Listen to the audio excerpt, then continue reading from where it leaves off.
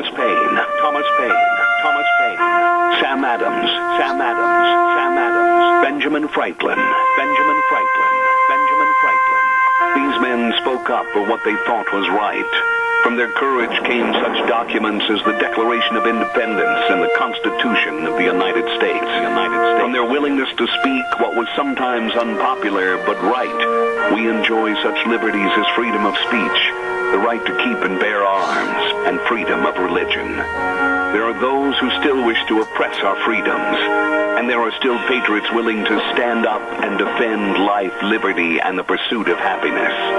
Men like Zeb Bell, who honor our founding fathers and what they stood for.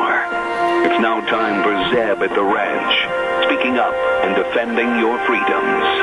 Brought to you by Magic Valley Les Schwab Tire Centers and all of the other great advertisers on the program. And now, Zeb Bell. My good friend Doug sent me this, and it really makes a lot of sense, especially today. Coronavirus has proved that the entire world can be easily manipulated through fear by simply controlling media, academia, and medicine. Think about that. Here comes Kate Smith, and God bless America on a Wednesday. Come on, Patriots, dial the number, call in for our Pledge of Allegiance. Good morning, good morning. And a good morning to you and yours on this Wednesday, March the 11th. My goodness sakes, a beautiful morning out there. And welcome to Zeb at the Ranch. I'm Zeb Bell with our major sponsor, your Magic Valley Les Schwab Tire Centers. All 7 locations serving you, and they've got their big spring tire sale going on right now. Along with Burley Physical Therapy and Rehabilitation at 1263 Bennett Avenue, Suite 2 in Burley, helping you get back to being you. And our friends at Greystone Crossing Senior Living at 1221 21st Street in Hayburn. Seniors living the good life with friends. Right now, let's have our Pledge of Allegiance. Good morning. I pledge allegiance to the flag of the United States of America and to the republic for which it stands, one nation under God, indivisible, with liberty and justice for all. Randy, that was well done, and I appreciate you getting up earlier on the hour and calling in with a pledge. Thank you, sir. God bless. Thank you very much. Weather forecast next, and we want to remind everybody we're very blessed to have all of our great sponsors and advertisers, and right now it's time for K&R Rental with the weather forecast at 256 South, 600 west of Hayburn, and they've got the best tools and equipment, and I'll tell you, for both long and short-term usage, and they've got all your gardening equipment, power rakes and the lawn equipment and the rototillers. Hey, we got to think spring. We got to think, optimism, and stop at K&R Rental in Hayburn for all of your tools and equipment. Number to call, 678-3122, K&R Rental. And right now, I think it's Gina with the weather. Winds are picking up and maybe a little bit more rain and snow showers for this weekend. Here's a look at your weather forecast. Sunny skies for today, but it's definitely windy. Out of the west at about 10 miles an hour, gusts as high as 32 miles an hour by this afternoon. We are expecting a high of 61. Tonight, mostly clear skies. Winds are still going to be steady out of the southwest at about 10 miles an hour. We are expecting a low of 30. Tomorrow, sunny skies, winds dying down just a little. High of 50 with an overnight low of 25. By Friday, sunny and 55. Then rain and snow showers are a possibility for the weekend. That's a look at your weather forecast for Zeb at the Ranch. Holy moly, hold on to your old resistol. The winds are going to blow. And that's your weather. And thank you, Gina, very much. Brought to you by K&R Rental. Hello, Roger. They start early in the morning at 7 o'clock, serving you right smack dab on the Burley-Paul Highway. And the number to call, 678-3122, K&R Rental. Good people. Want to also give a great big shout out to Ramsey Heating and Electric. Hello, Ramsey's. They've been riding the horse with us on this program for 18 years, and we really appreciate everything they do. They're located at 2600 Overland Avenue in Burley for literally all your heating, cooling, and electrical needs. Not bragging, that's a fact. And they get there at 7:30 in the morning till 5 Monday through Friday. And you can call ahead and tell them what you need, 678-0459. Ramsey Heating and Electric, where they provide warm winters and cool summers. I want to have you really get involved today and talk about what I think, and I'm going to elaborate on this a little bit more, is what's turning into mass hysteria over coronavirus. And I sit back and I try to be calm and try to analyze and try to see and understand what's going on. And right now, I don't understand why things are happening the way they are. Caller, go ahead, please. You're on the air. Good morning. The senior lunch for today is birthday and anniversary dinner for those celebrating in the month of March. We're having turkey and dressing, mashed taters, gravy, green beans, salad, and we'll have some delicious dessert. Okay. Come on, come on. Only $5. Joe, you're a great cheerleader for the Senior Center on Overland Avenue in Burley. Doing a great job. $5, great food, nice people. Thanks, Joe. God bless you, man. Appreciate it. Thank you and all you do. All right, sir. Thank you. Nice man right there. Before we get started on this, I want to remind you, too, about Dino's Septic Service. A lot of people, they kind of wrinkle their nose and go, septic service? Well, they do a job that you don't want to do, and they do it very well. Fast, fair, friendly service. I want to emphasize that. Fast, fair, friendly service. These people really care about your septic tank pumping, liquid waste removal, sewer and sink drain lines cleaned, water and sewer lines installed, backhoe services. They are good at what they do. Dino's Septic Service. And the number to call, 436-6526 or 678-1638. With that big truck that says smells cargo on the way. Dino's Septic Service. You better believe it. Okay. Why are we in the middle and climbing up the ladder, and I really want your help on this, folks, of leading to mass hysteria in this country? Some of the news clips, some of the news interviews, some of the, boy, our hair's on fire, we got to run in circles because we don't know what to do, the sky is falling, the end is near. Why? Now, they have even started in New York State contagion areas that are going to be manned by and enforced by the National Guard. Schools are closing.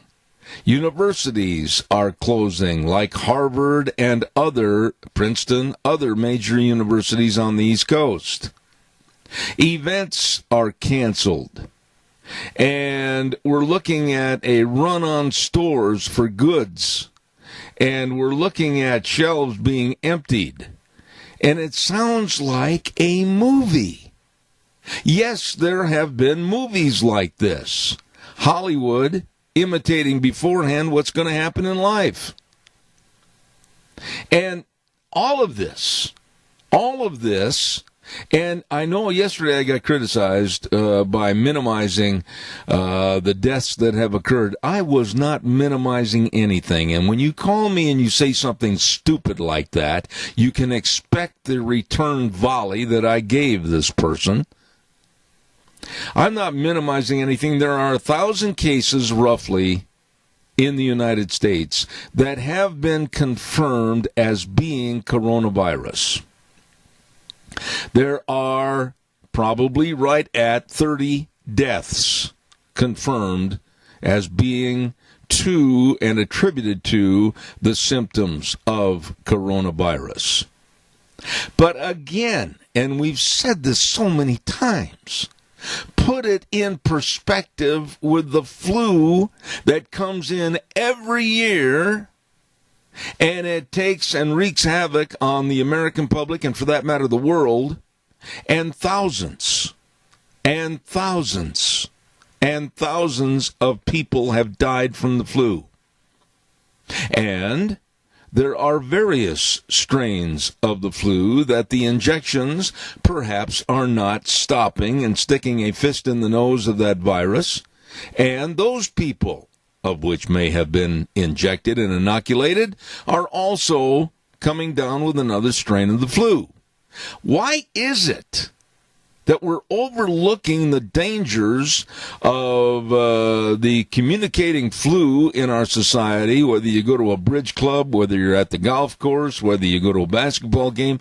We're overlooking the dangers of being in contact with that, but we're absolutely obsessed with tearing our hair out and running up and down the street in circles saying the sky is falling, we're all going to die with coronavirus.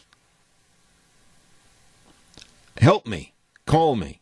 436-2244, 1-866-927-4587. Maybe you don't agree with me. That's fine. I don't want all the people to agree with me. I want to have a good discussion and find out what your thoughts are. Give me a jingle, 436-2244, 1-866-927-4587. Caller, I'll be right there. Don't forget Denny's Restaurant. Ooh, what a good place to go eat. Absolutely, at 611 North Overland and Burley. Thomas and Michelle, the whole crew, all of them serving you with all the delicious menu choices, breakfast, lunch, dinner, anytime, all the time, all the desserts. Wow. Great place to go eat at America's Diner. Denny's Restaurant, 611 North Overland and Burley, and another location at 291 Pole Line Road in Twin Falls. Yes, sirree, the home of Zeb's Lunch Bunch, and we'll be telling you about our next lunch bunch in the next couple of days. Denny's Restaurant, America's Diner in Burley. Good morning, caller. You're on the air. The corona thing, Zeb, I think this is just a push for increasing more socialized medicine in the country, isn't it? I'm not going to argue your stand on that. I'm going to say that it might be a partial reason, but I'm also very worried about the control factor, Earl. I mean, the National Guard coming in and basically sticking their chest out and saying that they've got complete authority over anybody, leaving a contagion area, and shelves being just absolutely emptied because people are afraid. We're seeing the markets are going down. I'm really worried about whether or not we're not using any common sense. What are your thoughts? Well, on that subject, I just thought maybe it's a push for organizing further martial law. Oh, I think that's possible, yes. That's the thought that's gone through my head. Well, there have been, again, I don't want to give any Hollywood credit where they have no credit coming, because I don't believe Hollywood has the combined brain power of a gnat. But I will say that there have been movies talking about contagious diseases and outbreaks and everything. And it's funny how the fictional movies have come to fruition with almost what's going on right now. People, like I said, running around like Chicken Little, the sky is falling, and the National Guard called out. Honestly, Earl, think about it. Why hasn't there been the same worry and absolute distortion of what's going on with the flu virus, the common flu virus? Everybody seems to forget thousands upon thousands of people die with the flu every year. Well, it has to do with everything, is just keeping your immune system up. Zeb, that doctor you had on yesterday from Texas, he was hitting the nail on the head there. And our eating practices and directing that in the right direction there for containing, these different viruses or flus that are out there. Yeah. I just can't buy into the fact that we all have to sit in our living rooms and we all have to be huddling in fear and we all have to be, I can't go to the store. I can't buy groceries. I can't go anywhere. I've got to stay here for the rest of my life. Oh, the sky is falling. I can't buy that, Earl. people have to concentrate on taking care of themselves, not government. Absolutely. Absolutely. Well, once again, the old sage of the mountain has called in with wise advice. Earl, God bless you. I appreciate you. All my best. Thank you, buddy. Thank you. Appreciate it. Caller, I'll be right there. I got to tell everybody quickly about the great Big Spring Community Sale going to be held at the Minidoka County Fairgrounds on March 21st at 10 a.m., managed by Rogge Auction Company. This is a ripping good sale, and they're taking consignments now. You better get a hold of them today. Ron Rogge at 431-6187 or Cade Rogge at 431-0074. Minidoka Community Sale. Spring Community Sale at the Minidoka County Fairgrounds, March 21st, and you get your consignments called in and in there right now. Don't forget, on Mondays, we give away a dozen cookies to Sophie's Chatterbox on the square in Rupert. You might be one of the lucky winners. That's at 8:30 in the morning on Mondays. And our big thanks go out to Sophie's Chatterbox for all they do at 530 East Street in Rupert. Great bakery, fantastic restaurant, Sophie's Chatterbox. Good morning, caller. You're on the air. Good morning, Zeb. Well, this politics of fear, and this is all about getting rid of Trump. I mean, I'm sorry, but the Chinese don't like Trump. I mean, he's a tough negotiator. Look at our trade deficit with China under the previous administrations. It just kept getting worse and worse. He's not a globalist, and the Bilderbergers don't like him. The Never-Trumpers don't like him. The neocons don't like him. And so anything they can do to bring down the stock market, put people in a panic mode, which they've succeeded. But the mainstream media is totally despicable because they're just scaring everybody to death. And at this point in time, I think the average death is about 80 years old. Mm-hmm. Most of it doesn't seem to be bothering the young people like the flu does. And in many ways, it's a very mild virus, except for those that already have respiratory problems. And they even colds or any kind of thing like that, it acts like a form of pneumonia.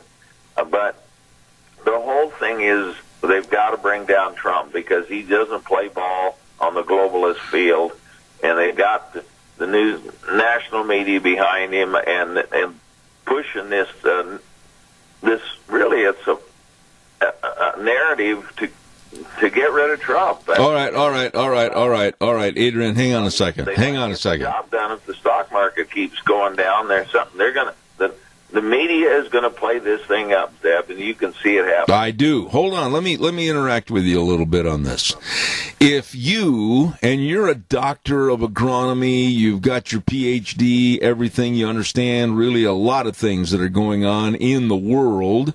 If all of a sudden you start to feel a little bit sick and not yourself and develop a little bit of cough or whatever, are you just going to sit there, or are you going to take offense action? In other words, you're going to call a medical provider. You're going to see the best case and the best way to handle getting this taken care of. You're going to do all you can to make sure that you stay in somewhat of a good health zone. You're not just going to sit there and rot away and possibly die in your house. You're going to take action, are you not? Well, absolutely, and I think I think that the key is build up your immune system. Yes. And I feel sorry for a lot of these young people today. You and I, we grew up in the outdoors. We played in the dirt and the mud, and we're exposed to a lot of different things. So our immune system built up. A lot of the young people, particularly today, they've basically been indoor kids. They're not out playing in the dirt and so forth. You're not out there in the environment, so their immune system is weak. But the elderly people, the immune system goes down just naturally because your respiratory system, you and I kind of know what that's all about. And so we see situations, but I had an aunt that lived well into her 90s, and I had a meeting in Portland where she was at, and we she fixed me about a 7-course dinner. It was unbelievable. And I said, what's the secret of your longevity? She said, well, it sounds a little crude, but she said, wash your hands, don't pick your nose, and rub your eyes, because the germs get in through the nasal passages and the eyes. Yep. And so I thought that's pretty good. So, I tell you, we just have to be a little bit more alert and continually. I rarely ever get a cold. And when I do feel one coming on, I take immediate action. Absolutely. And I don't go out in public and start coughing all over, if that's the case. I mean, that's the other thing is people need to use a little common sense. Yeah, common sense and hold on a second. Hold on. Adrian, hold on. Common sense and common courtesy. I have been in many, many locations, including doctors' offices, where people will come in and they'll start coughing all over without putting anything over their mouth. They'll sneeze and everything else as if they want everybody to know, oh, woe is you. But common sense and common courtesy are really lacking in our society, and we have to be careful for those that don't use it. I got to run. I'm late. Such that we have allowed this thing, the media, to just run rampant and out of control. And thank you for your program and for the listeners out there that, we just have to use courtesy, like you say, and common sense. And if you're cold, everybody's wearing these masks all over, and they said, you don't really need the mask until, just to prevent coughing and spread. But as far as preventing you from getting the germs, the germs don't live in your digestive system. They can't stand the acid, but they definitely can get through the tear ducts and get right into your blood system and what have you. I got to run, Adrian, but I do appreciate your call this morning. Thank you so much. Global warming is just a total hoax. I agree. That in there is a blind side. It's 41 parts per 100,000. If you're looking at a football stadium of 100,000 people, carbon dioxide only takes 41 seats. I got to go. Adrian, I'm late. I got to go. I appreciate your call. Thank you so much. Thank you. I'm running late. Deb, have a great day. All right, sir. Thank you. When I say I got to go, I got to go. And I want to remind everybody, don't forget the Idaho Legislative Update on Mondays at 10:30, brought to you by Handy Truck Lines. You can depend on Handy Truck Lines. They deliver the goods, and believe me, we're going to have another great program next Monday at 10:30, and I believe it's going to be Speaker of the House Scott Bedke, but I will have to recheck that. Don't forget that's Monday at 10:30. Calls are welcome, 436-2244, 1-866-927-4587. And I also want to remind you quickly about Barry Equipment and Rental. 3 locations serving you. 159 West Highway 30 in Burley, 465 Addison Avenue West in Twin, and, of course, Nampa's location. And they've got all the equipment to get the tough jobs done. The lifting and the digging and the pushing and the carrying and the leveling and the grading. Oh, yeah, they got the Doosan wheel loaders and excavators and all the Bobcats. They've got excellent financing programs and, of course, great lease programs. Check it out today with their new inventory at Barry Equipment and Rental. Burley, Twin Falls, and Nampa. Whole thing boils down to this, folks. There's even riots that have happened last night at the University of Dayton, I believe it was, where students were told that by the college administration, oh, well, don't come to class. We're going to stop all professor and student interaction at live teaching forums at our college, and we're just going to go to online teaching. Well, these kids, I'm not saying the riots are the right thing, but, they just took to the streets and said, wait a minute, we don't want to go online with our classes, especially this time of the year. And they want live, face-to-face conversations with professors, etc. But there again, the fear factor came in. As I mentioned a little bit ago, Harvard and Princeton and other schools are closing down and going to online courses.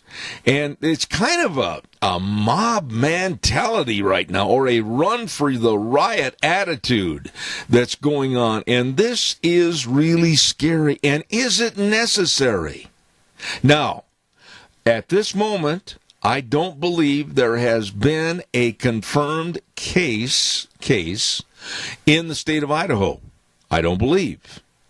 And there are right now, I think, over 38 states that have had cases.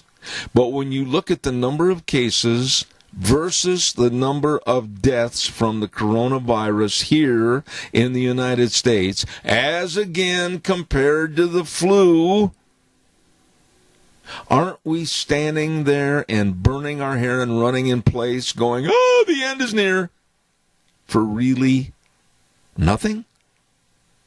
I'm not minimizing it. It's a tragedy. And I think health officials will definitely get to the bottom of it with a serum that will curtail this virus. It's going to take some time, as anything does. Flu virus, polio virus, whatever the case might be. But I don't think that all of us need to stand at the edge of the cliff and go, I think I'm going to jump. I don't think it's anywhere close to that. Calls welcome, 436-2244, 1-866-927-4587. Bennett Boys Auction Service, my good buddy Joe Bennett and the crew, they're going to have the Castle Estate Auction. It's coming up this Saturday at 10 a.m.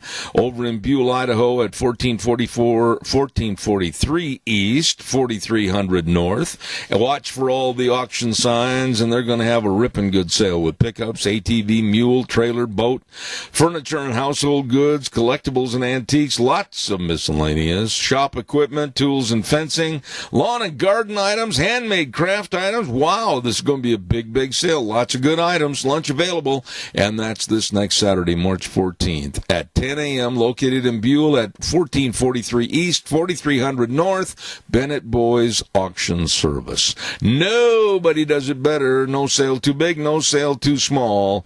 The Bennett Boys sell them all. Call Joe Bennett at 539-0111.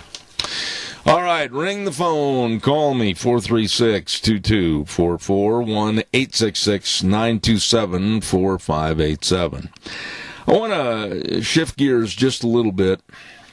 In the demented Democratic primaries yesterday, pretty much of a mop-up went to Joe Biden, and Bernie is in trouble. Yeah, Bernie looks like he's going to be an also-ran, standing outside the house, looking through the window, going, oh, gee, they did it to me again. And it looks like that's going to happen. And what really was funny, people like Jim Clyburn, Democratic Jim Clyburn and others, after the primaries, I should say yesterday, are standing up and saying, well, it's a slam dunk. No, the ball's already gone through the hoop. Joe's proved that he's the number one man. Let's just forget about the rest of the primaries and just get it on. Let's go with Biden against Trump. Whoa. There's still some major primaries left next week, like Florida for the Democrats. And what is the big hurry to anoint Joe Biden as the winner? I mean, why not go through the process? Nobody can ever accuse me of being a Bernie Sanders fan. Never. But you got to look at the situation to be fair and equitable and right. And for these people on the Democratic Party, which have changed the rules many, many times, look what happened to Tulsi Gabbard. And now saying, look, I mean, come on. Biden just had almost a clean sweep the last primary, and now next Tuesday, it doesn't make any difference. Let's just go ahead and all hail to Joe. Put his name up on the banner. He's our man. Forget it, Bernie. Hit the trail. That's not right. That's not right. And another thing that happened yesterday in the primaries, hold on, caller, I'm a-coming, was that the younger millennials that Bernie Sanders honestly thought he was going to get, oh, yeah, the 30 and under crowd, that free, and all this kind of stuff, they didn't show up to vote. They didn't show up at the polls. Caller, good morning, you're on the air. Well, they're all loaded up. They're in their parents' basement smoking weed. They're not going to make it because they're depressed. Of course, weed has nothing to do with depression, of course, you know. It's just, you know, the political landscape is so bad for Bernie supporters. They're just going to have to be sad. Well, wait a minute, Randy. Like that. Randy, wait a minute. Let me ask you this. If Bernie claimed at his rallies, and it was true, I mean, you could see at the rallies, they were a large number and high percentage of the 30 and under millennials with their smiling faces in the background, thinking they were going to have a kind of a free ride if Bernie got to be president, but they didn't show up to vote. What does that tell you? And I'm not lumping all the millennials into the same bucket, but what does it tell you about the younger generation? It scares me because it doesn't show that they have any conviction to be dedicated, to be involved, and have any personal responsibility. They don't. It's all just emotion. It might be, you know, a situation where they decide to show up because it's, you know, like going to a concert or something. Just show up. Yeah. You know, depending on how they feel that morning, they just can do whatever they feel like doing. They don't have to get up, go out, keep a job, support a family. You know, they don't even want to be married. They don't even want to have kids.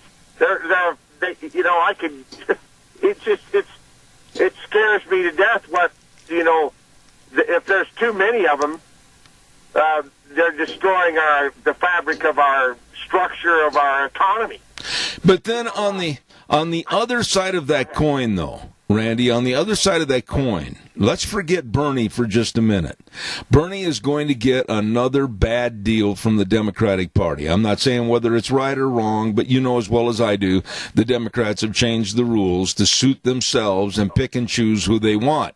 On the other side of that coin, did you hear and see the video of Joe Biden in Detroit when he confronted a construction worker, and the construction worker asked a very nice, calm question about, are you going to take away our guns if you become president of the United States?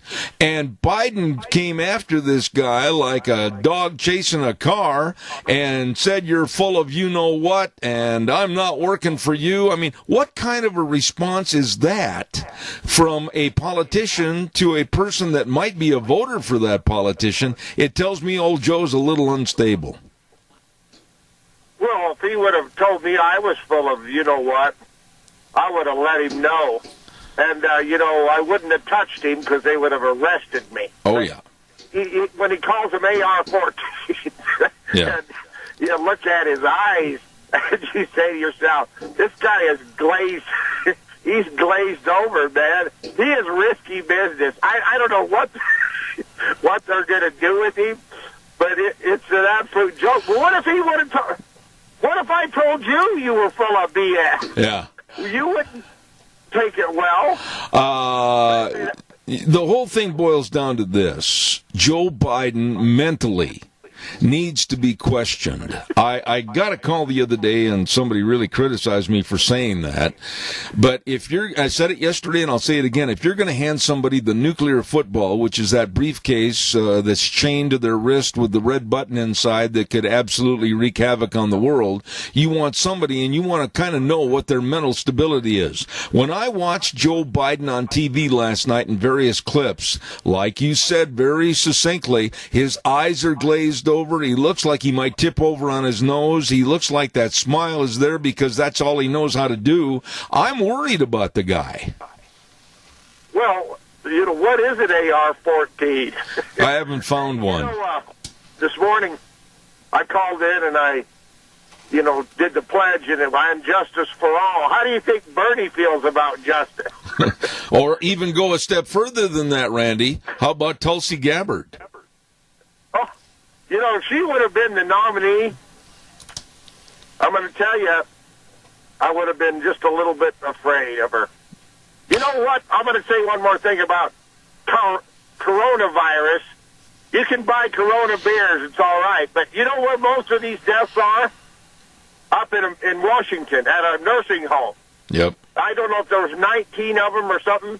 It's all concentrated up in Washington, unless I'm mistaken. But I know there's a majority of them coming out of there. Mm-hmm. And Mr. Jay Inslee, cross-eyed Inslee, he is attacking Trump about how he's mismanaged the virus. Well, this all coming right out of Washington, which, out of Seattle area. And nobody said anything about Mr. Mismanagement himself. Well, Inslee. I know it, and you take a look at both Oregon and Washington and also California, our coastal states on the left, and whether it's Newsom in California or Brown or Inslee, they're always the first ones to point fingers and blame and condemn this president. And look at the problems. Look at the problems that they have in their states, whether it's the homeless issue or whether it's environmental issues or just commonplace idiocy that they're promoting. I mean, how can they point their finger at anybody? Oh, they can't. We're so used to hypocrisy but we still get upset about it. Yesterday a guy said that shaking was so yesterday. Now we do the elbow bump. Yeah. I tell you what. And then... let me tell you something. A guy on crutches can't do that. Well, let me tell you something. This weekend we start out March Madness, and I really believe that people will be there. I can't imagine that they're not going to show up because, if Fox News, CNN, CBS, who carries this station, Westwood ones, was to say, so far this year in the standard H1N1 flu, we've had 18,000 deaths in America. Yeah. 18,000. Yep. So far. And here we've got the coronavirus, and we've only got 20-some deaths. Let's say 26. Okay? And it's really not growing that fast. And China is slowing down in China. And so, see, if they were to bring the news to you in a perspective that made logical sense, but you see, they just are pouring on. It's just like Cuomo in New York with the National Guard cleaning surfaces. Yeah. I'm going to clean his surface. Well, I'll tell you, you just stated a classic oxymoron. The news media and common sense. It doesn't work together. I got to run to the weather, Randy. Thanks. God bless you, man. Thanks. Our weather forecast brought to you by Mount Harrison Audiology and Hearing Aids, and they really want to make sure that you can hear to your full potential. That when you go to a meeting or whether you're at a family gathering or a party or wherever, you can hear what's going on. Absolutely. So I urge you to call for a hearing screening today. Mount Harrison Audiology and Hearing Aids. And you know where they are. They're right smack behind the Minidoka Hospital, and you can't miss them, right by the emergency room. You can't miss them whatsoever. So please call and make an appointment today to Mount Harrison Audiology and Hearing Aids, right across from the emergency room, and the number to call, 261-4757. Right now, here's Gina with the weather. Winds are picking up and maybe a little bit more rain and snow showers for this weekend. Here's a look at your weather forecast. Sunny skies for today, but it's definitely windy. Out of the west at about 10 miles an hour, gusts as high as 32 miles an hour by this afternoon. We are expecting a high of 61. Tonight, mostly clear skies. Winds are still going to be steady out of the southwest at about 10 miles an hour. We are expecting a low of 30. Tomorrow, sunny skies, winds dying down just a little. High of 50 with an overnight low of 25. By Friday, sunny and 55. Then rain and snow showers are a possibility for the weekend. That's a look at your weather forecast for 7th Ranch.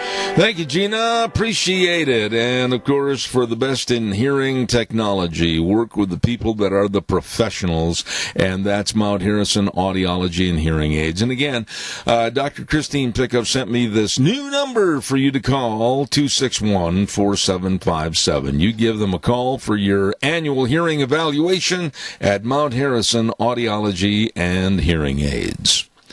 You know, that fracas, if you will, with Joe Biden and that construction worker, we'll talk more about that in a moment. Caller, good morning. You're on the air. Well, that's what I want to talk about. Oh, well, then, by golly, let's do it. The part that offends me the most about Joe Biden and his comment was, I don't work for you. Get real, man. Boy, you and I are on the same train track going in circles, because that one really got to me. What is a politician if not anything more than a paid employee by us? A public servant. If it wasn't for us, Joe Biden would not have his millions of dollars, because my personal opinion, he's not bright enough to screw in and screw out and screw in a light bulb. The point is, Doug, that I watched this tape in its entirety, and I watched the interview that was taking place this morning with the construction worker that had been confronted by Biden. The construction worker never raised his voice. He never said anything that was out of line whatsoever. His name is Jerry Wayne. And when he asked if Biden, if elected president, would take away his guns, Biden blew up and said that he, the construction worker, was full of, and I'm not going to go any further than that. And then later on in the conversation, like you alluded to, he said, well, I'm not working for you. Well, wait a minute. Put yourself on this level. If Donald Trump had treated anyone on the stump on a campaign visit, whatever, wherever, and said something like that, the news media would have absolutely thrown mud all over him. Right. And I'll guarantee you, those people that are going to be running President Trump's campaign are taking that audio and putting it together with a commercial to show President Trump is for the people and works for the people, and the Democrats do not work for the people. Well, and the thing is, Joe Biden, and some people are going to be offended by this that are listening right now, but that's fine. It's a talk show, it's an opinion show, but it's also a truth show. Joe Biden is a liar. A couple of months ago, he was interviewed, and he was asked about taking guns, and his response was, bingo, we're going to get the guns. And then very recently, within 10 days ago, he was introducing Beto O'Rourke, and he said, you're my guy to get the guns. So who's being the liar and who is not? Exactly. Joe Biden has flip-flop like a carp out of water. He's told this story, and then he's turned around and told exactly the opposite. He's on tape for 50 years lying to the American people.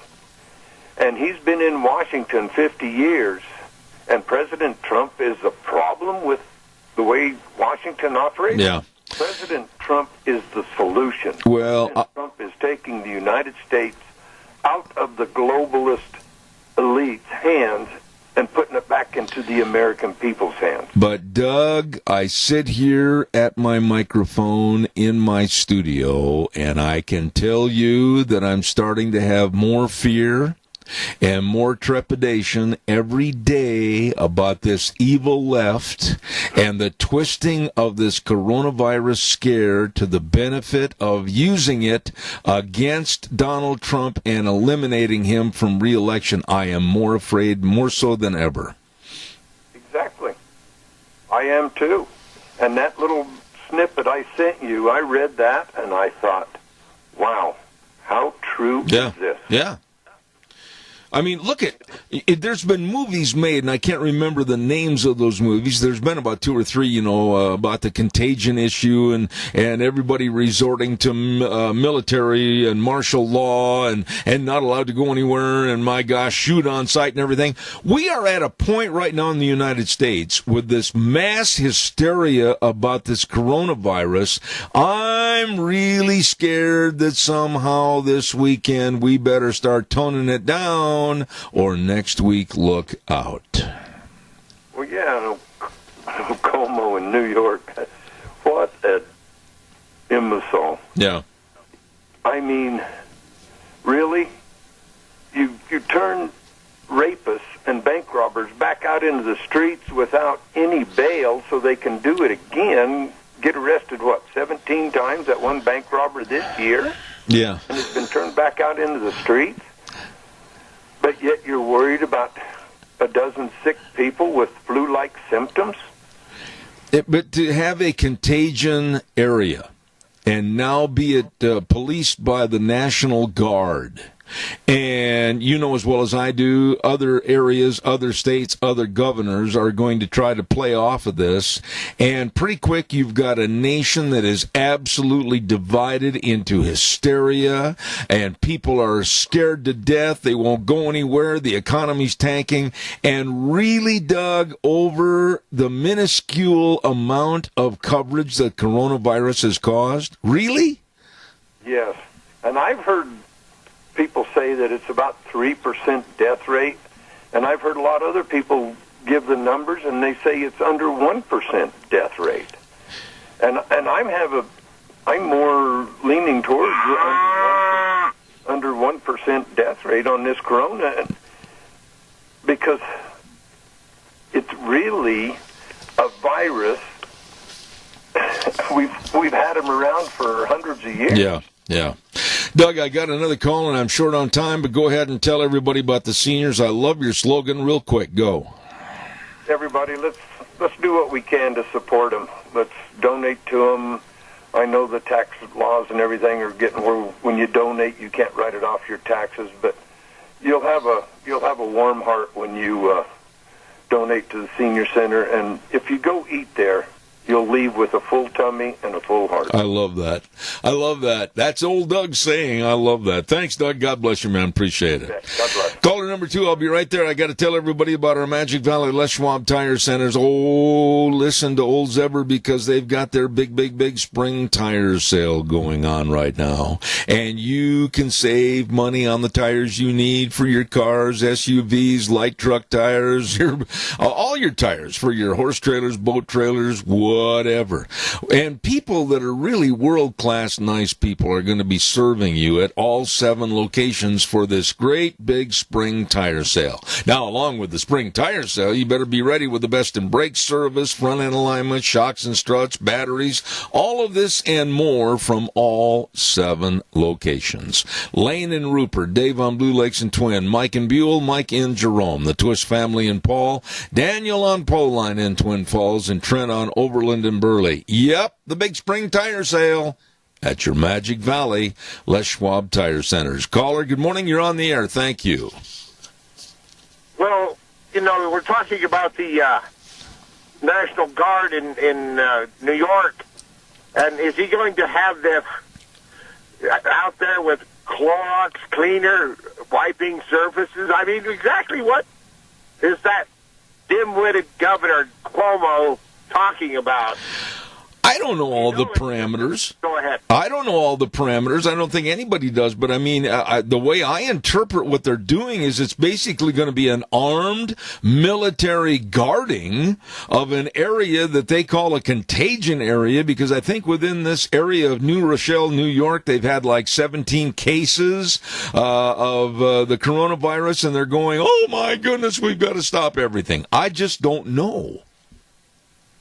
Well, it just seems funny that if you were going to have somebody cleaning surfaces, are they going to be spraying using spray bottles and paper towels? Do you have to wear... Go ahead. I was just going to say, I've got a vision in my mind of a Mr. Clean with that tight T-shirt, and he's wiping everything down. I don't know. Do they have to wear those toxic those white suits to protect them. The hazmat. Is there going to be? See, it's all a big show. It's just he's on board, and they're all on board. To kill Trump. Yeah. And so, one thing about that is so since the hurry, Randy. I've only got 30 seconds. Hurry. Trump withholding federal funding for cities that claim to be, sanctuary cities. Mr. Gavin Newsom, the governor of California, has been exceedingly friendly towards Donald Trump. Oh, yeah. And I'm confused, but yesterday he had nothing but glowing things to say, or the day before, whatever it was, in that press conference he had about Trump and the Trump administration. And but we don't hear about how he is, different than dim-witted Cuomo. Well, I got to run to the news. I'm late right now, but Randy, I appreciate your call. We're going to pursue this much further with some of the other guests coming on this morning. Thank you very much. We are going to head to the news from CBS, and they'll come in and give us more of a distorted viewpoint as to what's going on. So stay tuned, and then I'll be back in about 7 minutes.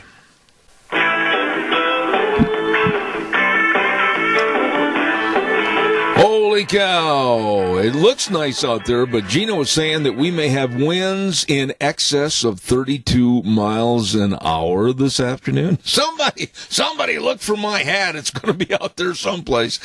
Zeb at the Ranch with our major sponsor, your Magic Valley Les Schwab Tire Centers. All 7 locations serving you right now with the biggest and best spring tire sale. You stop in and see them today.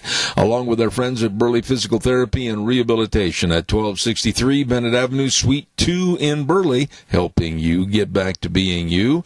And, of course, Greystone Crossing Senior Living at 1221 21st Street in Hayburn. Seniors living the good life with friends. And right now, this good word for Western Waste. From the canyons of the Snake River and all across southern Idaho, we're all at the shore disposal. Western Waste Services, we care about our community, our resources, and this free land. Western Waste Services is lending a hand, always at your disposal. Western Waste Services. Oh, my, they do so much for the community. And don't forget, we started talking a couple of weeks ago about the Power in Pink program with the pink garbage cart programs and proceeds going to help fight cancer. Don't forget that. Please contact Western Waste Services today, 734-6969, and find out more about the Power in Pink program. And don't forget, they are always at your disposal. Western Waste Services. Absolutely the best. Want to also quickly remind you about Rogge Auction. I've told you they're going to have the big Minidoka Community Sale, the big spring community sale. It's going to be held on March 21st at 10 a.m. at the Minidoka County Fairgrounds, and they're taking consignments right now. I mean, like right now they're starting. They've got a whole list of good things that are going to be on sale. Better add yours to the list. And call Ron Rogge at 431-6187 or Cade Rogge at 431-0074. Call now for the big spring community sale managed by Rogge Auctions, March 21st at the Minidoka County Fairgrounds. Don't miss that. And last but not least, I want to give a great big shout out, and I mean this when I say this because they really, really are helping me, and that's Burley Physical Therapy and Rehabilitation. They've got excellent people and excellent staff, and they know what they're doing at 1263 Bennett Avenue, Suite 2 in Burley to help better serve you. I mean, the best of physical therapists like Nick Greenwell and Jeff Jensen won awards for this, and they really know what's going on to help you get back to being you. Call for an appointment today at 678-1191. That address again, 1263 Bennett Avenue, Suite 2 in Burley, 678-1191. Please get a hold of them today.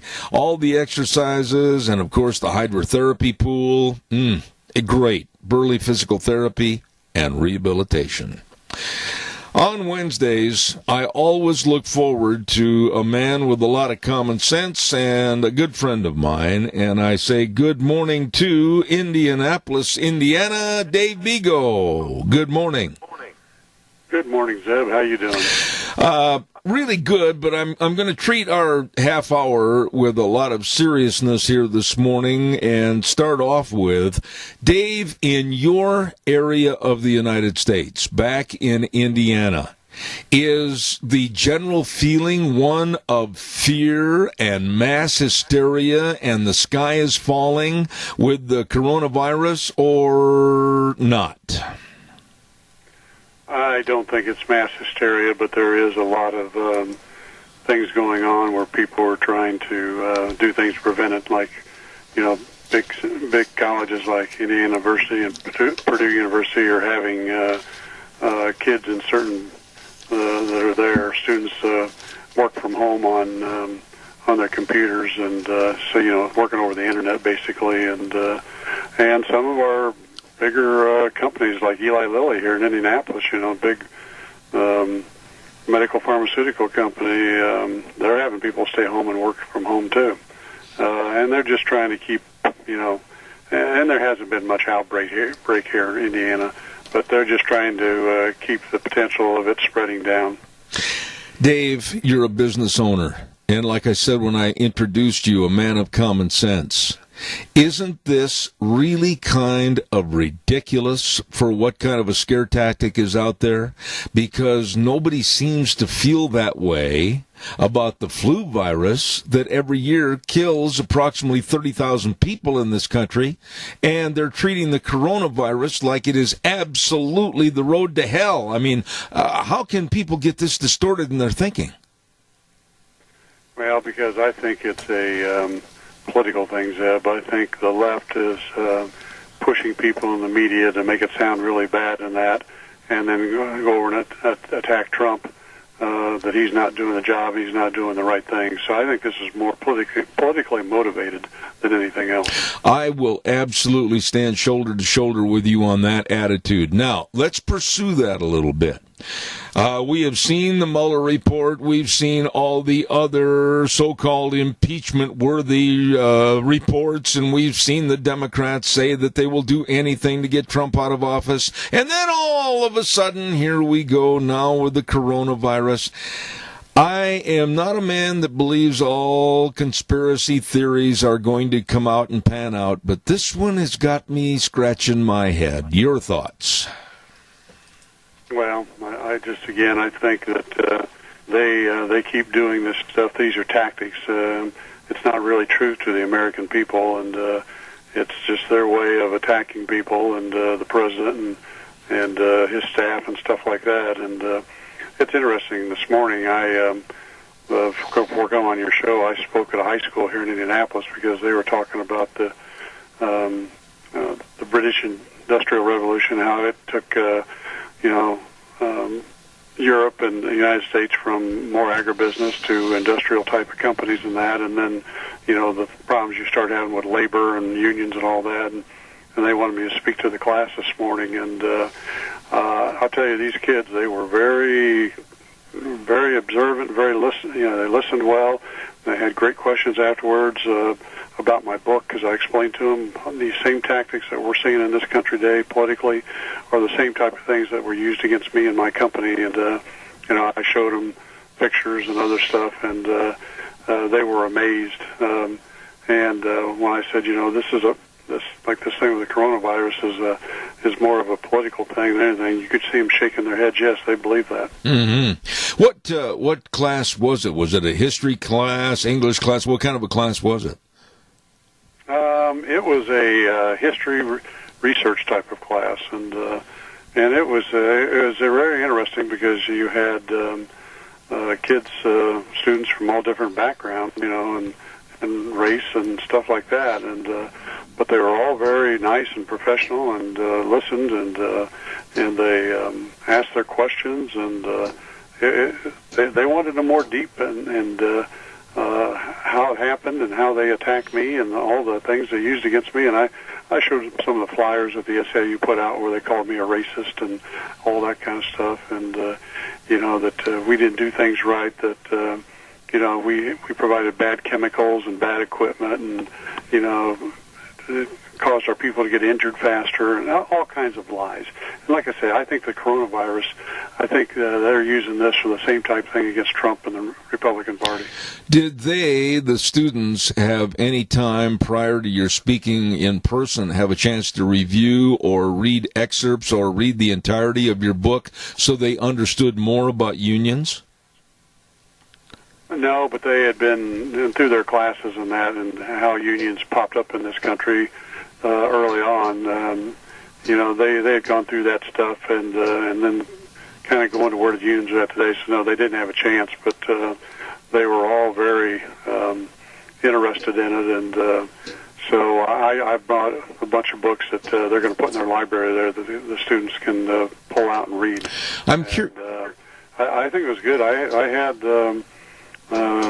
Senior vice president of the high school come up afterwards and said, "Dave, you did a great job. The kids really loved it." And I had the teacher in that area.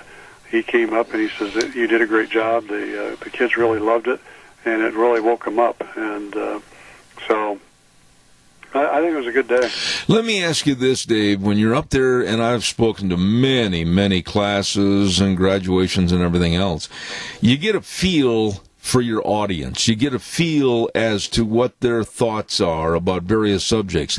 Did you get the feel from these students that they were leaning on the liberal side or the conservative side when it comes to politics?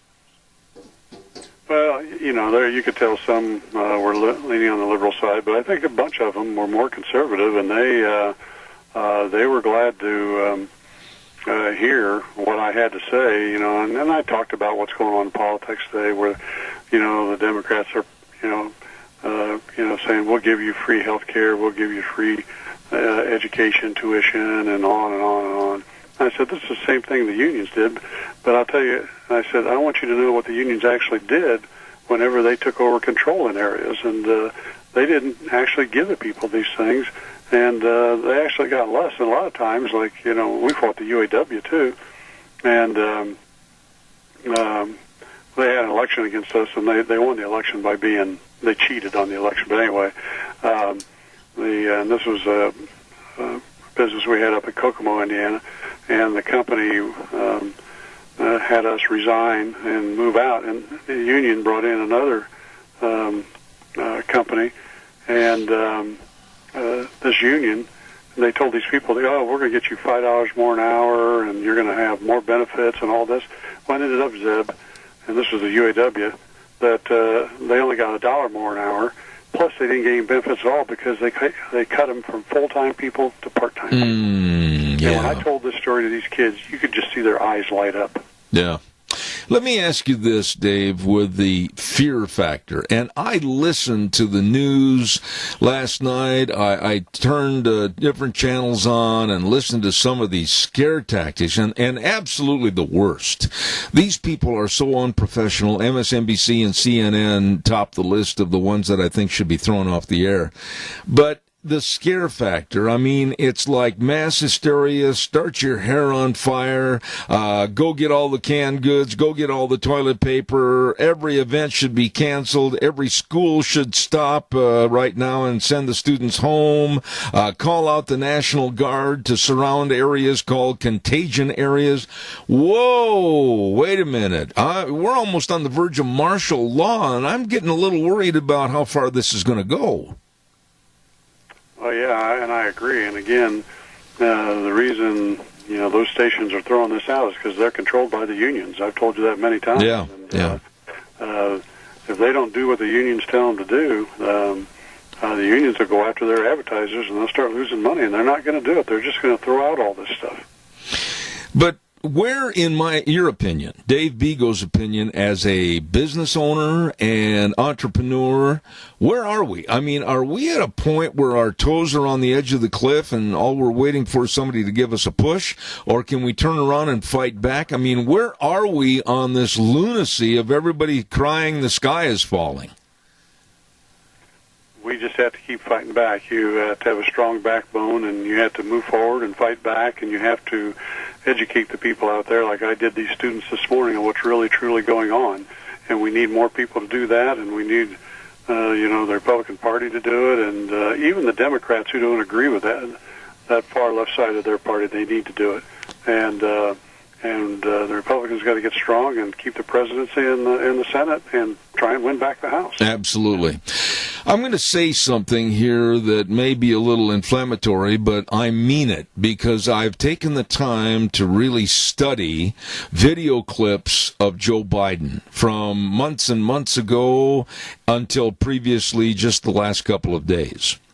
I'm going to say that the man is not capable mentally to run for the presidency of the United States. I think he is a man of diminishing returns. I think he's bordering on dementia. I think he is absolutely not qualified. I don't think that he has the current mentality to really run and be a president of this country, and I'm going to turn it over to you to get your response. No, I agree with you 100%. I think I think he's got some mental problems. I think he's got some health problems, and it's just, how many times on stage he's said something that is totally wrong, or he's forgotten even knowing the person wasn't his wife, it was somebody else, and, things like this. And I think it's going to continue, and I think he's, with these debates and that, I think he's starting to look even worse. Dave, take the time if you get an opportunity, and somehow maybe you've got a good friend in the broadcasting industry or whatever, go back 1 or 2 years to Joe Biden. Now, we all age, and we all have negative factors when we age. But go back and look at the man's eyes. Watch his eyes when he's making a speech. Watch his mannerisms. Watch the searching in those eyes for where do I go, what do I say, and how do I say it. And compare it to where he is today, and he's nothing more, in my opinion, than a senior citizen robot. That's my opinion. I think that's a good example. I really do. And again, I think we've got ways until the election, and of course the Democrats deciding who they're going to have run. But I think he's as he goes through these continued debates and that, and he gets more pressure on him, I think it's going to exacerbate his problems. One thing that really bothered me, and I am not sticking up for Bernie Sanders in any way, shape, or form, and you know me well enough that would never happen. But you've got to admit, even though I absolutely think Bernie is the worst thing that ever happened to American politics, introducing socialism and communistic attitudes that might come into our country as a government rule, he really did get the shaft from the Democratic Party and continues to do so. After the primaries yesterday, various Democrats stood up and said, oh, well, we don't need to have the primaries next week. We really don't need to have a debate. I mean, come on, it's a slam dunk. Joe's the man. Let's forget about Bernie. This is really kind of stupid the way the Democrats are handling their party. Well, it is, but, Zeb, the problem is they got two candidates. Neither one of them are strong candidates, and I think that some of the Democrats have understood that the left is supporting Bernie big time, because the unions are. I mean, even the union that we fought, the SEIU, if you look, a lot of times their flags and posters are behind Bernie when he's out speaking in places. And, they, as I wrote from an article in the Los Angeles Times, the SEIU are communists. They march in the streets of the California every year with the Communist Party. Mm-hmm. So, I think some of the Democrats are waking up, and they don't want Bernie because they don't want to see communism. But the other side of it is they look at Joe, and, I think they're right when they call him Sleepy Joe. Did you see or did you hear about the confrontation that Biden had with a construction worker at a Biden rally? And basically, the construction worker asked Biden, "Are you going to take my guns away?" And Biden blew up and said that the man was full of, and I'm not going to go any further there, and then later in the conversation said, "I'm not working for you." I mean, Biden is out on a self-destructive mission. Yes, he is. Yes, he is. And, he's not very professional, and he doesn't develop the relationships very well with anybody that's trying to work with him or run with him in that. And, again, I go back to Sleepy Joe. It does seem like he just falls asleep and forgets things. If you were to look into a crystal ball today, and as much as the left is throwing mud on the Trump campaign and the Trump re-election effort, and I think a lot of insidious things like, and I'm going to come out and say it, and I don't care who criticizes me, the coronavirus. Looking ahead to the campaign of Biden, if it is him, against Trump, I don't see how, when they're standing shoulder to shoulder basically at the podiums in a debate, that Trump's not going to run Biden right out of the gym. Yeah, I think it's going to be tough, real tough for Biden. And I think it'll move in a big win for Trump. And because Biden, he can't stand up to it. And I think I told you one time that I have a friend here in Indianapolis that had a place down in Florida on a golf course where Biden was a member, and he was not very, he knew Biden, he just did not have many good things to say about him. What bothers me is, and I talked to a couple of medical experts on this over the last couple of days, and I'm going to be visiting with another one this afternoon, as a matter of fact, about the coronavirus and the severity and dangers and everything. But most everybody that I've talked to said as we go into the warmer climes and times of spring leading into summer, we're naturally going to see a diminishment in this virus because it can't stand the heat. It thrives in the colder temperatures, etc. What then? I mean, what are the left going to plan on or try to persevere with a takedown of this economy, the markets, and Donald Trump? Well, they'll still use it as long as they can because, it's just their tactics, and they're going to believe a lot of people don't understand things, and they're going to educate them and brainwash them, and that's what they're going to be all about. They don't care whether it's the truth or not. And, they speak out of both sides of their mouth. And people got to understand that about them. And as I tell people all the time, when you look at these people or, and we deal with people in our daily lives, don't listen to what they say. Watch what they do. That tells you more than anything. Absolutely. Real quick, I have not heard this morning. I was in contact with some people in Washington, D.C. before going on the air. Have you heard anything about the possibility, underline that word, of the NCAA tournament not being in effect? I've heard some rumors about that, but I haven't seen anything positive, about it yet. Okay. I hope we don't go to that extreme, because I think some of the things that are being canceled, some of the things that are happening are absolutely going to be life changers and not positive. Your thoughts quickly. Well, I agree with you, and that there's a lot of people out there that are, even here in Indiana, organizations that are canceling things until this thing gets by. And, and really here in Indiana, we haven't had much of it at all. I think over the whole state they've had 19 people that have been found that have it, and and so it's not a big thing here in the Midwest. Although I will tell you, in a state next to us, Ohio, they're showing more of it, and I think a lot of that, Zeb, is just due to people traveling a lot, and they go into places in Ohio like Cleveland and Cincinnati and all that, and because you have a lot of big airports there, I think that's bringing in a lot of the stuff. Absolutely. Dave Vigo, I always look forward to having you on the program every Wednesday from Indiana. My dear friend, God bless you. Have a wonderful week, and we'll talk to you next week. Well, thank you, and you guys have a great week out there, and I hope you have great weather. Thank you, sir. Appreciate it. My friend Dave Bigo, Indianapolis, Indiana.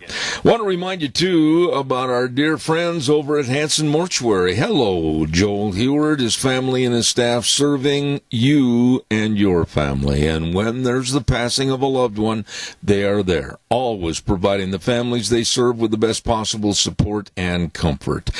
It's a very difficult time for the families. It's a very difficult time when there's a passing of a loved one, and they always take your situation and uphold the highest ethical standards with unquestioned integrity. Please remember the number, remember the name, 436-5636, Hanson Mortuary at 710 6th Street in Rupert. And Joel Heward is also serving you at Morrison Payne Funeral Home on East Main in Burley.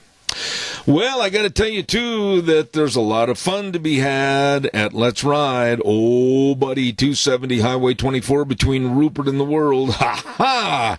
I'll tell you, they're having an open house on April 3rd. Go to your calendar, take an ink pen, mark it up, April 3rd. Be there. Going to be a lot of fun and some really great deals. They're going to have the 2021 snowmobiles on display. And don't forget, too, they've got all your 4x4s ready to go. Oh boy, four-wheeling spring and summer, a lot of fun. And what a inventory they've got over there on the showroom floor. It's amazing. And the best of service departments to keep you running too. Let's Ride, 270 Highway 24 between Rupert and the World, open Monday through Friday, 9 to 6, Saturdays 9 to 4, and this is definitely where the fun is sold at Let's Ride. Our next guest has been on my program many times, and a very articulate attorney with the Pacific Legal Foundation. And I say good morning to Mr. Tim Snowball. How are you? Hey, Zeb, how are you? Not too bad. Tim, are you down in California right now? Where are you calling from?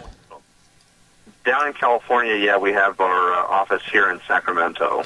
Yeah, not to get on this subject and stay there for quite some time, but are fears that I think are completely distorted and way out of bounds on the coronavirus, are they running wild and rampant down in your area? Oh, sure.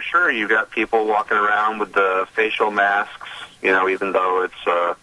to my knowledge, I'm not a biologist, but to my knowledge, it's not an airborne virus. But you've got people walking around with those masks on and buying lots of extra toilet paper, because that will definitely help stave off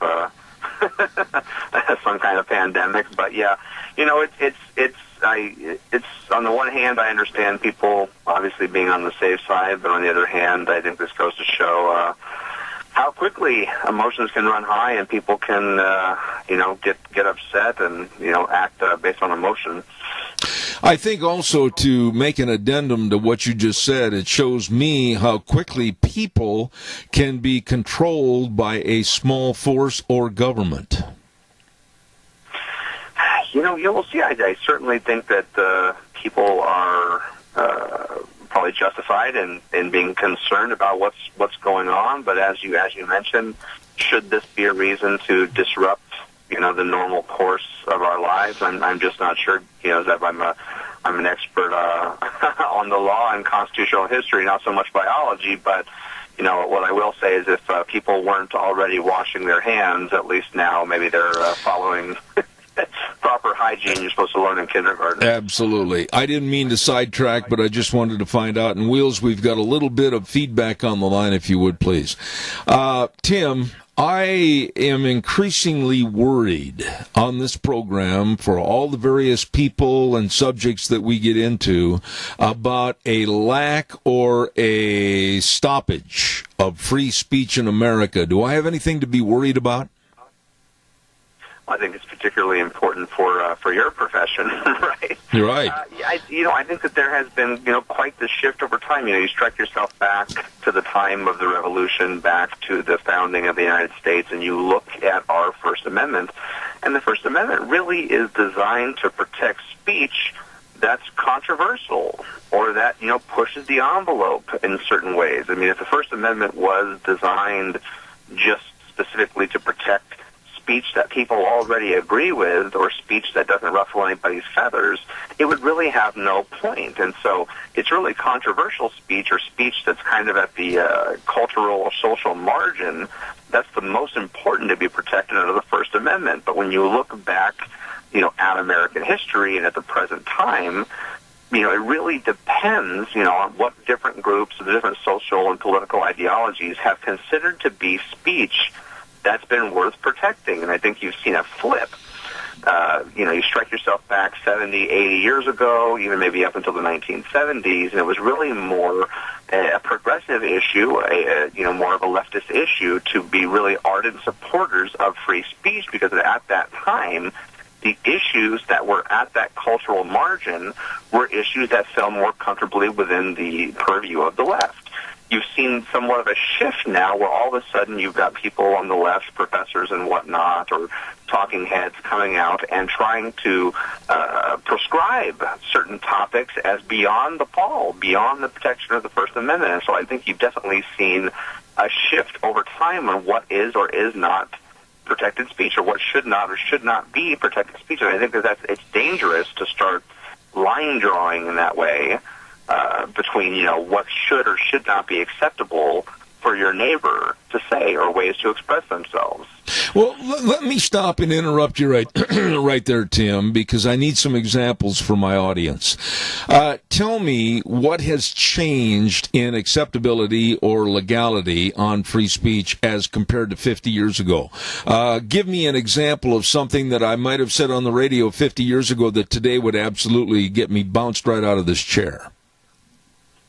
Well, think back, strike yourself back into American history and think on the social, issues that were arising at the time. And some of the largest free speech cases at the U.S. Supreme Court in American history were all championed by progressive groups or progressive attorneys. The Gitlow case back from the 1930s, this was an individual who was held to be disturbing the peace for handing out some kind of socialist newsletter that he and his organization had put together. That's a major First Amendment case where, I believe it was the ACLU had stepped in to defend Mr. Gitlow. You had all of the different cases during the Vietnam era, the Cohen versus California, where that gentleman had worn a jacket into a public courthouse that said, F the draft on it. And, that was a major free speech case. The Des Moines, Iowa case, where school children had shown up, to their school in protest of the Vietnam War wearing black armbands. And it just goes on and on and on. I mean, some speech that even I personally, or I remember, Justice Scalia in one of these flag-burning cases saying, if I was the czar of the universe, if I was the king of America, I would outlaw this, the idea that you can, legally burn the American flag. But I'm not king of America. And under the First Amendment, that kind of symbolic speech is protected. And so a lot of these core First Amendment cases that you learn as a law student, you go back. Skokie, Illinois, the March of the Neo-Nazis. That was a case where the ACLU had stepped in to defend the right of neo-Nazis, who are a despicable group, nonetheless, having the ability to do a public march and not be prevented from doing that. A lot of these basic First Amendment texts that you learn in law school were all championed by groups who are affiliated with the left. And then you look back, 10 or 15 years ago, maybe 20 years ago, and all of a sudden it starts to become an issue of political correctness, of not wanting to offend groups or being afraid of offending groups. And suddenly, I think one of the most prevalent examples you and I have spoken about before is this idea of speech codes on public university campuses, and how now you've got different rules going into effect on public university campuses that are preventing kids from even fully participating in discussions that are going on in their classrooms. And, God forbid you say something that your neighbor doesn't agree with or offends them, and they can report you to some secret speech police who will then show up at your dorm room door and start asking you questions about, your political stances to make sure that you're not, quote unquote, biased. And so it's a very, very dangerous shift. I mean, the reason that James Madison and the other framers of the Bill of Rights included the First Amendment, just to reiterate, was this idea that in order for a democracy to survive, in order for us to have a fully functioning republic, you have to have fervent and educated public debate on all of the issues, through a marketplace of ideas. And if that marketplace is not allowed to even function, then it's never going to flourish. One thing, Tim, I can go back personally, and I'll relate this to you quickly, but prior to Barack Obama becoming president, when he was running for the presidency, I can remember vividly a conversation that we had on my program, and we were talking about the three classifications of mankind: Mongoloid, Caucasoid, and Negroid. And because I had mentioned that day that Barack Obama, of course, being of the Negroid section and classification of mankind, while these people on the liberal left came out of the woodwork and they were saying I was using the N-word, they called me a bigot and a racist, and the thing got completely out of hand. And I saw personally how the left wants to take and restrict and police, if you will, certain words in a condemnation against certain people. I think you can relate to that. Yeah, and I think that, on the one hand, they have absolutely every right to think what they want to think, just like, you or I, right? I'm certain that, you and I could hold opinions that would not be, the most popular opinions in certain circles, or would not make the most sense in certain circles, and that's perfectly okay. One of the things that makes America a great place is this idea of diversity of thought. Even if we don't agree with the people who are making a statement or taking a certain position. But on the other hand, your point is well taken. And I think that, if you walk around all day looking for reasons to be offended, then even innocuous reasons are going to, provide you a just basis for doing so. And so, your point is well taken. Are we at a point in this country, Tim, and you're closer to this than I am, and you see and hear and read about these stories all the time, but are we at a point in our society to where culturally anything and everything that's said that someone doesn't like is going to be dragged into court? Are we going to have speech police on every corner? Are we going to have tape recorders like lights or cameras on traffic stops or going across the thoroughfares, walkways? I'm really concerned as to where we're headed in this country. Well, the interesting thing is when you look at First Amendment doctrine, and it's not a matter of all speech, being constitutional. There are carve-outs for certain kinds of speech that are not controversial, and I think that the classic example everyone always brings up is, the example from the early 1920s, the case where they said you can't yell fire in a crowded theater, right? You can't cause an imminent public danger. There are certain cases of that. Libel or defamation, those are carve-outs under the First Amendment. So the things that I think we really worry about when it comes to speech, imminent public danger, you'll hear people compare words to actual violence. And so I think that if they're afraid of violence occurring through words, they're already covered. The law already accounts for some of the things that they are the most worried about. And so I don't think it's a matter of the First Amendment needing to change. I think it's a matter of public perception needing to change, and to understand that, your rights only extend as far as the rights that you're willing to recognize for your neighbor. And if you have a problem with them speaking their minds or expressing themselves in a certain way, then, who is going to come to your defense when you have an unpopular opinion or you say something that may be somewhat outside the mainstream? And so always be aware that, if you're willing to, take away the rights of those around you, then very quickly it could be your own rights to become threatened. And things just get more and more ridiculous with this speech policing. I'll give you an example of one of my cases out here in California. I think, not sure if we've spoken about before, but are you aware of the practice of falconry? Falconry is this ancient sport where they take falcons out and fly them around, sometimes use them for hunting, and it's really a beautiful ancient sport people have been practicing for thousands of years, and you have a community of falconers here in California and the United States. So the U.S. government it passes a rule. The U.S. Fish and Wildlife Service passes a rule saying if you have a falconer, you can't use that falcon in any commercials or television or movies. If you do a presentation, we're going to tell you what you can and can't talk about in that presentation. And, oh, by the way, you're not allowed to make any money. You can't take any money for that. And we go, well, that's unconstitutional under the First Amendment. You can't prevent people from expressing themselves with these birds if they want to do so. It's a content-based prohibition. And the government fought us, and we recently won a decision on that where the judge stepped in and said, no. You can't just decide what speech is allowed and what speech isn't allowed based on whether you like it or not. If these guys want to take their birds out and shoot a picture with it and then sell the picture, that's something that you can't stop them from doing. So it just goes to show how ridiculous, these rules can extend. Tim, you got to share with me, how in the world could falconry and having your birds out in the wild, flying those birds, how could that ever be deemed so critical that people try to shut it down and stop it?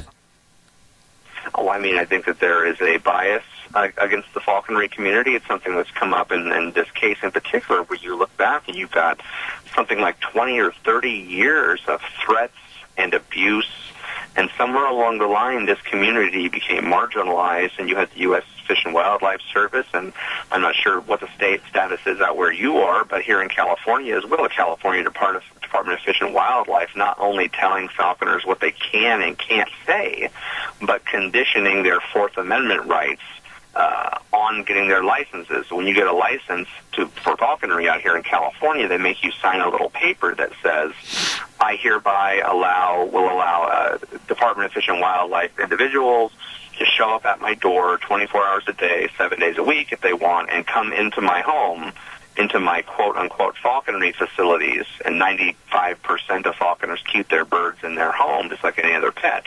You can show up on my doorstep and come in anytime you want to. Oh, my. And it's absolutely a travesty, and so that's the basis for our case. In that particular case is the Fourth Amendment aspect, protecting individuals from, searches within their own homes, but also this ridiculous speech aspect.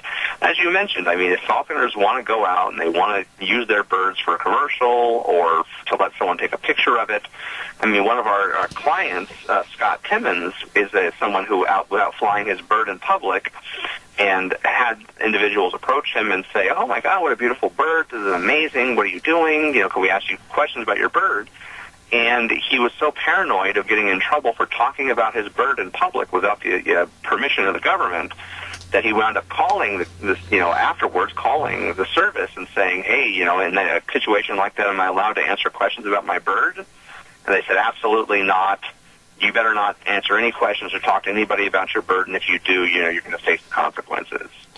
It's exactly cases like this that make me happy with my career choice and my job at Pacific Legal. Absolutely. Well, I don't mean to belay this too far, but I just want to ask you about words in general now with the so-called idiotic woke movement going on in our country, and certain words they want stricken from our everyday speech or at colleges, universities, even in the workforce. Do you anticipate a day, if this is left unchecked, that, like I said earlier, speech police would be able to say, aha, I heard you use the word retard in regards to fires. Well, that's a bad word because you're making fun or trying to minimize people that have something wrong of a mental defect. Not at all. We're talking about a word, and they're trying to restrict various uses of words. And this is what makes me so afraid in our society, that we're going to have speech police, and there's going to be fines, there's going to be drags into the court system. This thing could really get out of hand. Well, hopefully the First Amendment stands as a bulwark to something like that happening. I don't think that under the current view on the subject it would take some major revisions, in First Amendment doctrine at the U.S. Supreme Court in order for that to happen. And really, that's the purpose of the Bill of Rights and the First Amendment, is to stand as a barrier to that kind of popular action. That it doesn't matter if 99% of the voters decided that what you're talking about, that kind of measure, is something that would be preferable.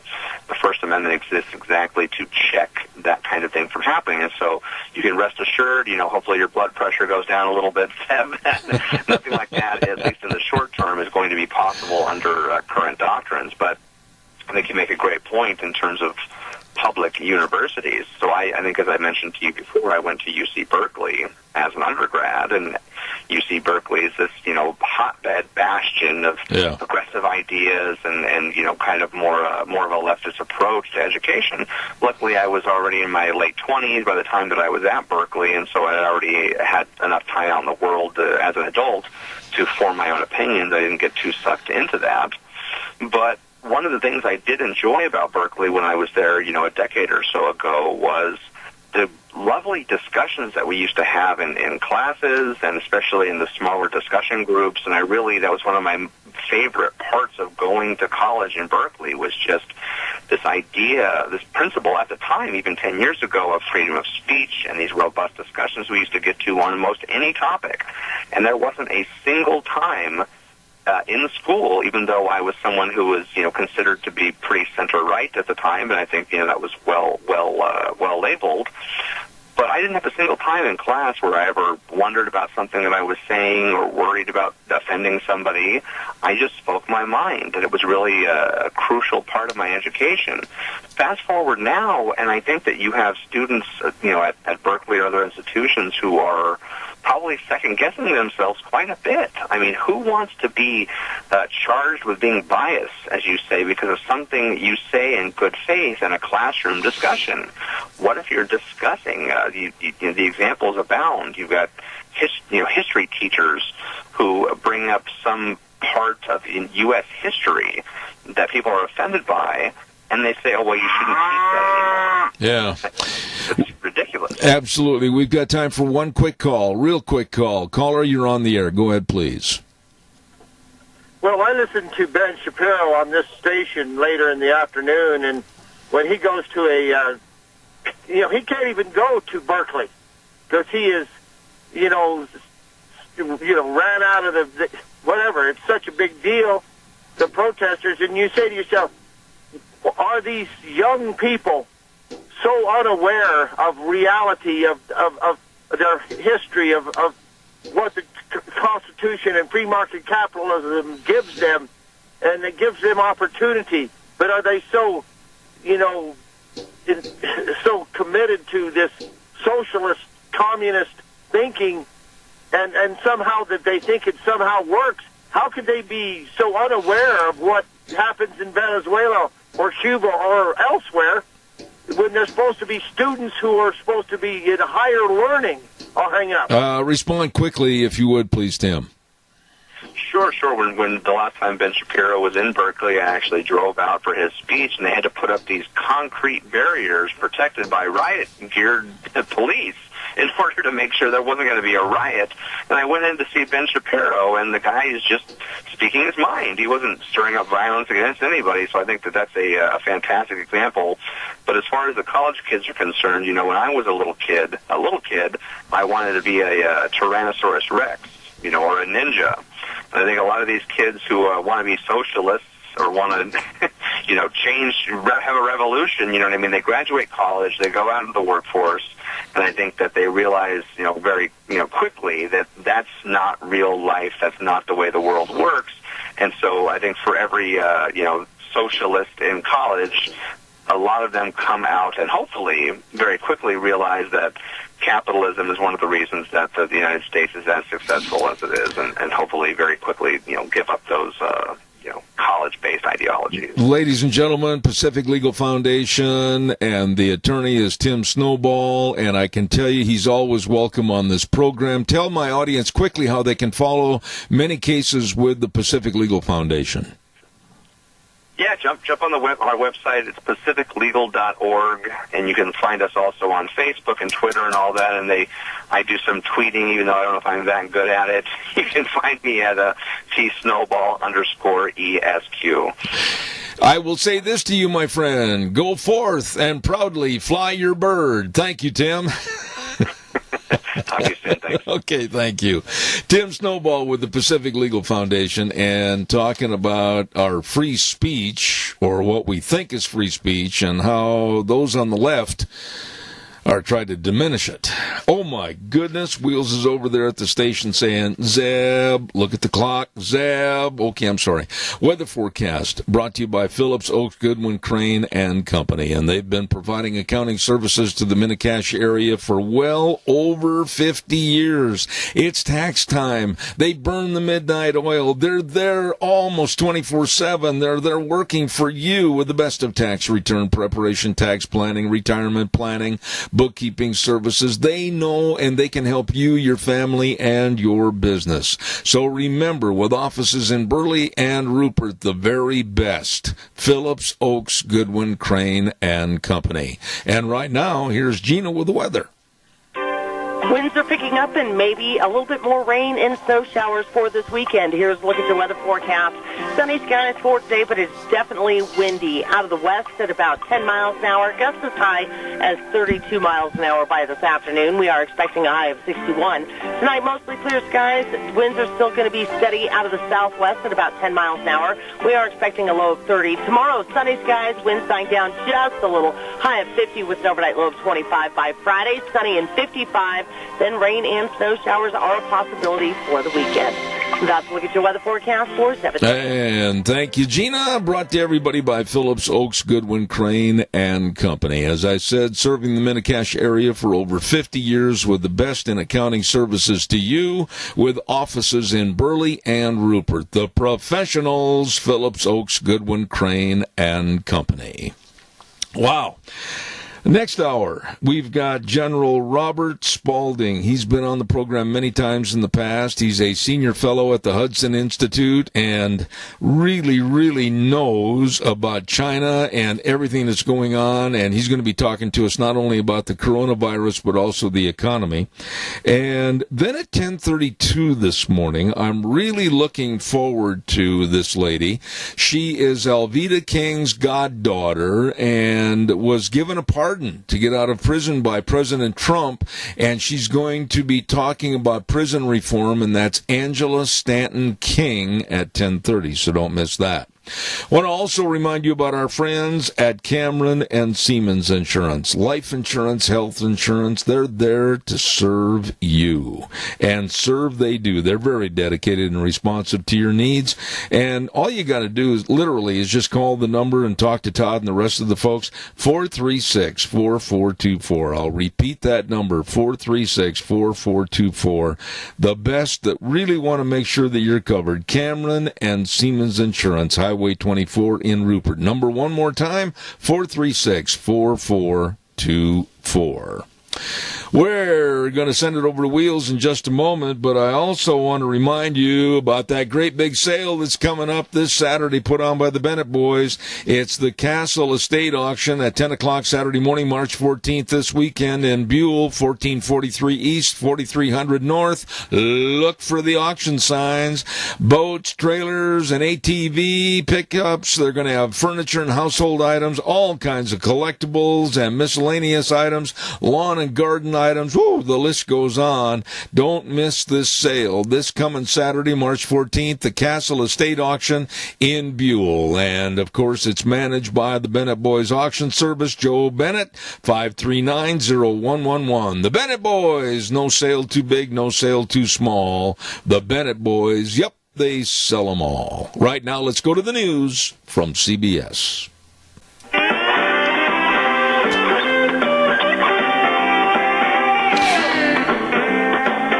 Good morning.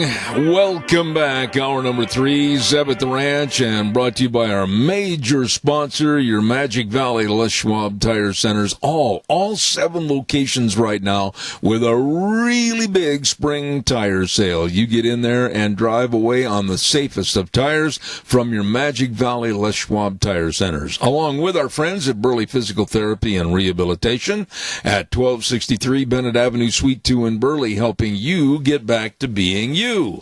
And, of course, let's not forget our friends at Greystone Crossing Senior Living, 1221 21st Street in Heyburn. Seniors, listen to me. We have taken the guided tour, along with a lot of people, when they opened up this beautiful 12-bedroom home, Greystone Crossing, and I urge you, from firsthand observance, this is a beautiful place for you. 3 meals a day, plus snacks, housekeeping, local transportation, and you're living there with your friends. I tell you, you better call Matt or Kelly Wiggins right now at 650-4979, 650-4979, and set up an appointment to see Greystone Crossing Independent Senior Living at 1221 21st Street in Heyburn. Another note that I'd like to give you right now is also, don't forget 7K Metals. My wife and I were really introduced to 7K Metals about last Thanksgiving, and it's a wonderful, wonderful way to help yourself build your own financial security and future with silver purchases, and the silver purchases come right to your home. It is a great saving opportunity for you and a valued treasure for your loved ones in the future. So, therefore, I urge you to contact our friends Lon Hardy at 312-8699 or Sharon Wilmot at 430-3259. Mention my name, tell them Zeb told you to call, and find out more about investing in financial security through silver purchases with 7K Metals. Right now, we're going to go to the phone line, and this next individual has been on my program numerous times in the past. I have the utmost respect for his opinion on the various subjects, especially China and what's going on in that part of the world versus how it's affecting us here in the United States. And the gentleman I'm going to introduce is a United States Air Force retired Brigadier General Robert Spaulding. Good morning, sir. How are you? Good morning. Fantastic. How are you? You know, General, to start off with this morning, the first time I ever had the opportunity to have you on the program, we were talking about your book, Stealth War, How China Took Over While America's Elite Slept. Since the book has been written and put out to the public, what changes have happened or occurred that you wished you could put in the book? Well, I mean, clearly the tariffs have been successful at beginning to move supply chains away from China. I think the outcome of both the Hong Kong protests and in particular the coronavirus have indicated to the American people the challenge that we face with the Chinese Communist Party. And it's just, particularly with our supply chain. So I think that we're just going to see an acceleration. And if you're paying attention to what Marco Rubio said to the president, we're really starting to get this alignment between the Congress and the administration on moving manufacturing back to the United States. Now, that is going to be terrific news for the American people, both in terms of the security and safety of their products, but also in terms of the jobs it generates. So I think those two, just in the supply chain changes and increased manufacturing jobs, I think are going to be huge. I predicted in the book and have certainly put into the national security strategy, but certainly was waiting to see it actually happen. I'm going to ask my engineer if you could, please, because of the phone and not the best of coverage on the phone line this morning. Wheels, turn him up just a little bit, please. General, let me ask you this, and I may sound like a conspiracy theorist, and perhaps I am on this situation. But with the Mueller report and then all the so-called impeachable offenses by the left, and we go on, and then all of a sudden after impeachment fails, then we're looking at all of a sudden, bingo, coronavirus. Am I wrong in thinking that all these things are like dominoes falling into order to hurt and impede the re-election of Donald Trump? Well, I think it's actually probably providing more harm to Xi Jinping's position than it is to the president. I think what you're seeing, kind of the alignment around Joe Biden, who's one of the chief characters of my book, that I mentioned in terms of his son's relationship with the Chinese Communist Party. I actually think this is going to be good for the president. I think the president's going to get reelected. I try to be nonpartisan, but quite frankly, when with the Chinese Communist Party, I'm pretty much a one-issue voter here, and I think this is the most existential threat to the country. I think the president is demonstrating that he's going to push back. He's going to push back hard, and he's going to fight for the American people. And I'm not convinced that Joe Biden understands the threat. He said, come on, man, they're not really a challenge for us. He doesn't really understand the nature of the Chinese Communist Party. He clearly has relationships with the senior leadership that he's developed over time, both in his time in the Senate and his time as vice president. And we need to walk away from those relationships that are pretty much across the board with the establishment in D.C. Let me ask you, General, you just said something that really piqued my interest for another question. You said Joe Biden not really understanding China. And is this indicative of the entirety of the Democratic Party to where they go, Russia, Russia, instead of China, China? Why are they glossing over the danger and severity of what China can do and has done to us in the past? Well, I don't think it's the entire Democratic Party. I actually think there's a lot of Democrats that understand the threat. Certainly, I've talked to a lot of them, and they want to work on bringing back American jobs. But for the most part, on the establishment side, and I'm talking about the power brokers, both in the Democratic Party and the Republican Party, they have made their money and they have made they've grown their stature on the basis of this relationship with the Chinese Communist Party. And so it is not the fact that all Democrats are like this way, but certainly the Democratic Party, the establishment, and quite frankly, President Trump has changed the Republican Party in some key ways. And that's why some of the guys like Mitt Romney can't stand him. What about China as far as any honesty or integrity for the rest of the world regarding this coronavirus? I mean, they started this problem. They incurred this problem. The problem was exacerbated over in Wuhan, China. They let this thing go. They didn't take care of it. Now they're saying that they're getting it back under control, and many of the patients are becoming well again. How much can we believe from China? I wouldn't believe them at all. And that's not just my opinion. That's the opinion of 1.4 billion Chinese. They buy baby formula when they leave the country. They don't believe any of the data that comes out of the Chinese government because it's controlled by the Chinese Communist Party for their own, to make themselves look good. And so the Chinese people don't believe the Chinese Communist Party. And since they're the closest to the situation and, are bombarded by propaganda every day, I would pay attention to what they do. We hear every day about things we didn't know for certain, like the power that we have invested in China to produce certain items for us, take that business out of the United States. And one of the things that scares me the most, and maybe you can tell me it's not as scary as I think it is allowing China to take over in the manufacturing and processing of our prescription drugs. Boy, that's like holding a gun to your head, isn't it? It's extremely dangerous. So, not only do we have impurities in the drugs that affect some people's health, if the Chinese decide to cut it off, like they did for rare earth metals in the Japanese when they had a dust-up, a couple of years back, it could be a severe problem for the United States. How do we source those medicines if the Chinese Communist Party decides to cut them off? This is what they've done before. They clearly are intending to do it.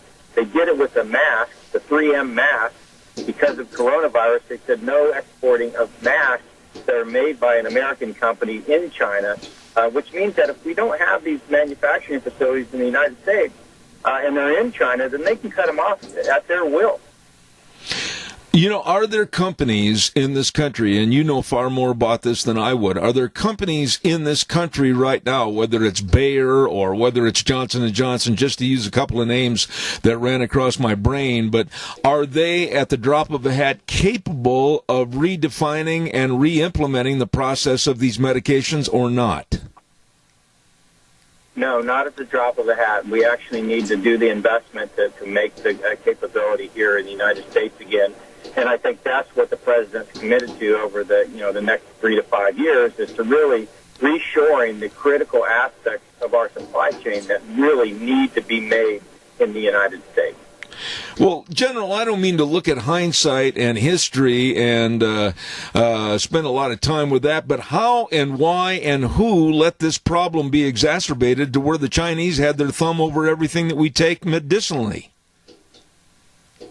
Well, you can take a look at the people that made money doing it. So the corporate executives, the directors, many of the major hedge funds, a lot of the investment banks are the ones that convinced the world that they needed to, and particularly American investors, that they need to go to China with their money, and the companies need to send their manufacturing to China. Now, this is based on this wrong idea that open markets lead to wealth and wealth leads to democracy. In other words, globalization and the internet was going to democratize the world. The Chinese Communist Party saw that, disputed it, and then turned the tables on everybody. Where we're at right now with the mess of the coronavirus and everything else with the global economy on kind of the edge of the cliff, what are your thoughts? Can we turn this thing around, or are we at the most precarious position we've ever been in the world due to this coronavirus?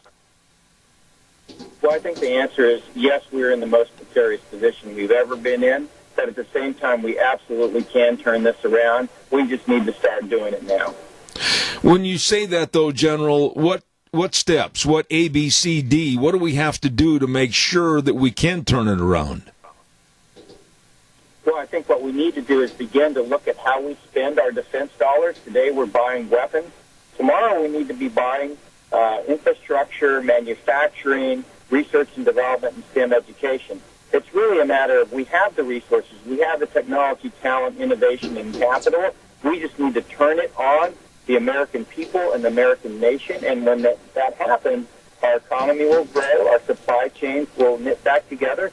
And finally, if we can protect Americans' data, the data that drives artificial intelligence, then we can really reap the rewards of the future. But we have to really think differently about national security. It's not just about bombs and bullets. About ones and zeros and dollars and cents, and really protecting, the manufacturing, the productive capacity of the United States, and our data. General, your title of your book kind of sums it all up in Stealth War, how China took over while America's elite slept. Was it a sleeping, was it an unconsciousness, or was it a little graft and corruption and money under the table? Yeah, as you know, the two major emotions that drive human activity are greed and fear. And so clearly, in this case, it was greed. And hopefully now the fear of the coronavirus will get us to snap out of this slumber that the American people were in when the elites were greedy and essentially gave away our future. So your optimism sounds like there is still time and there is still a chance, but I want to go back and have you elaborate on one other question. All of this is being a negativity about the re-election of Donald Trump, and we're really not hearing anything on the other side, the left side, as to what they could do better on any circumstance, whether it's the economy, whether it's military or world affairs, etc. How bad do you think this is going to hurt, this being the coronavirus, hurt the election in November? Well, I think that it would be a terrible tragedy for the American people if we elected an establishment politician to lead us out of this effort. We need somebody that thinks differently. I think the president does think differently. He's brought new ideas and certainly a willingness to push back against the Chinese Communist Party. So, I'm hopeful that we're going to have the president be reelected, and we're going to continue this fight, and we're going to come out of these two administrations so much stronger economically, in terms of employment-wise, and also in terms of our own science and technology, and protection really of our own, capability to drive leadership into the future for democratic values and free trade. You know, one last thought on this with China. I've always feared China. I mean, I'm not saying that's just to be in lockstep with your opinion, but I'm not at all concerned primarily with Putin and Russia. I look at them as a second-class power. But China scares me because of the people, the thought, and the not-caring attitude. What will happen if all of a sudden this coronavirus and the United States with Trump saying, China, you're going to kowtow to our line, not yours in the future? Will they be militarily upset and want to create a war over that thought? Well, that is a possibility, but I think a remote possibility. That being said, our military exists to deter that type of competition, and so we need to be, essentially focused on preventing conflict by maintaining the power of, in particular, our nuclear capability, because that really is a capability that's used to deter conflict between like-armed opponents. Without giving any information that shouldn't be given, but let me ask you this in kind of a ballpark question. Is the United States today better prepared for any and all conflicts than it was 10 years ago? Well, in essence, we've built a military that's good for the Middle East, and unfortunately, that doesn't leave us well prepared for the Indo-Pacific. So our nuclear forces actually provide us a degree of protection in deterring conflict, but in really fighting conventionally in the vast ocean spaces of the Pacific, we have really lost a lot of ground, particularly to the Chinese. And so, but the answer is not to spend our money on weapons like we did during the Cold War. Then we invested in the country and made the Soviets spend themselves into bankruptcy. The Chinese have turned the tables on us. For the last 30 years, they've been investing in infrastructure, manufacturing, STEM education, and science and technology research. We need to reverse that. Otherwise, we're going to spend ourselves into bankruptcy, not provide the kind of capability we need to actually counter what the Chinese are doing militarily, and find ourselves in the same position of the Soviet Union unless we change. Absolutely. Now tell us, how's the book, Stealth War, How China Took Over While America's Elite Slept? How's the book doing? It sold 15,000 copies, which, a bestseller is 5,000 copies. So it's really doing well, and it's getting the message out there. Everybody who reads it actually can see for the first time what China's doing, what the Chinese Communist Party's doing, and they can then make some good decisions about where we should go politically in this country. And I'm assuming it's at all major bookstores, or what's the best source to get the book? Amazon, Barnes & Nobles, they all have the book. They have audible versions, they have electronic versions, and they have hard copies. So it's available in any format that you like. It's meant to be you can read it on a coast-to-coast flight. It takes about 7 hours to read the entire book, and you've got pretty much everything you need to know about what's going on and what we need to do to solve the problem. Brigadier General Robert Spaulding, United States Air Force, retired, and always welcome on this program. Sir, thank you for your service. Thank you for your knowledge, and come back soon. Thank you very much. Thank you so much. All right, sir. Always enjoy having him on the air. He's a straight shooter and tells it like it is. He is an expert with the Hudson Institute on United States and China relations, economic and national security, and the Asia-Pacific military balance. Brigadier General Robert S. Spaulding, and I'm honored to have him on this program. All right, what have we got cooking here? Oh, I want to tell you a little bit about electronics. And, I can only tell you a little bit about electronics because I don't have the knowledge that these people do at Patterson's Electronics, 421 East Main in Burley. I mean, they've got everything over there. Let me tell you, you go on into 421 East Main and talk to Curtis and Lorena, and they've got all your electronic needs. I'm not kidding. There's so many things in there that if I were to give you the list and start talking about what they are and what they do, etc., you would laugh at me. I'm just an old cowboy, saddle the horse and ride away. They've got all your electronic needs, and I urge you to stop in. Home theater systems, video surveillance cameras, and they've got all the car audio systems, and they all had from the first of the year till now, new models coming in all the time. Complete sound systems, all your TVs from Samsung, Sony, Toshiba, and LG TVs. What a selection. You better stop in. They're open Monday through Saturdays 9 to 6, and that's, of course, Patterson's Electronics, 421 East Main in Burley. Number to call, 678-6997. Really, really nice people. Don't forget the Idaho Legislative Update, and that is on Monday at 10:30, brought to you by our friends at Handy Truck Lines, serving businesses in Idaho and the surrounding states ever since, 1928? My goodness sakes, reliable. You can depend on Handy Truck Lines. They deliver the goods, and will hopefully deliver the goods politically by having either Representative Fred Wood or Speaker of the House Scott Bedke or Senator Kelly Anthon on the program, and that's at 10:30 on Monday right here on Zeb at the Ranch. Want to remind you, too, about Jeff and the crew over at Lee's Furniture, Floors, and More. Yeah, you know, they're having a really big sale going on right now.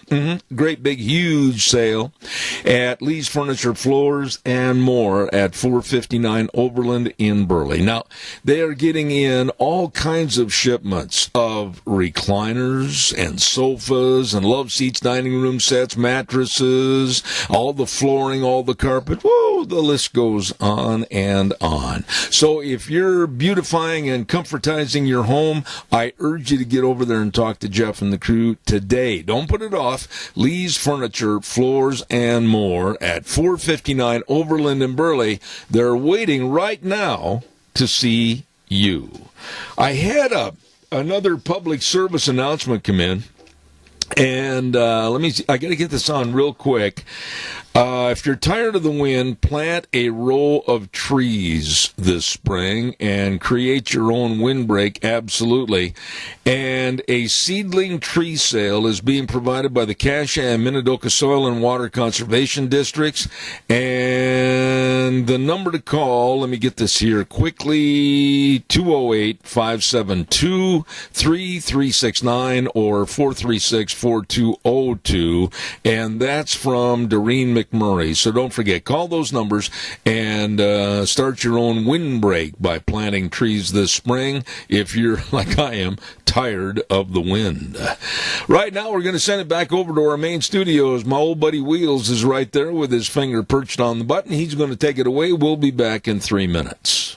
And now, back to Zeb at the Ranch on AM 1230 KBAR. To reach Zeb, call 436-2244 or toll free 1-866-927-4587. And now, here is Zeb Bell.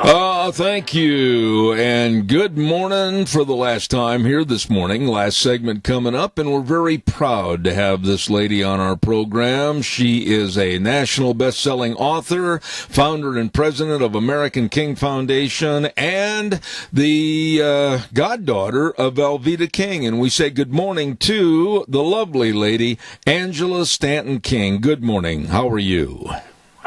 Good morning. It is such an honor to be on your show. Thank you for inviting me today. You are very welcome. And normally I'd ask a bunch of questions and I'd have you respond. But I think what I'm going to do in your case, Angela, if you don't mind, just give us a little thumbnail sketch of you, your life, and what you're doing. Would you mind doing that for us? Oh, wow. I'll see. It's kind of a lot, so I don't know if I can wrap it all up in the time frame, but I'll squeeze in as much as I can. My life. So at the age of 5 years old, I was sexually abused by a member of my family.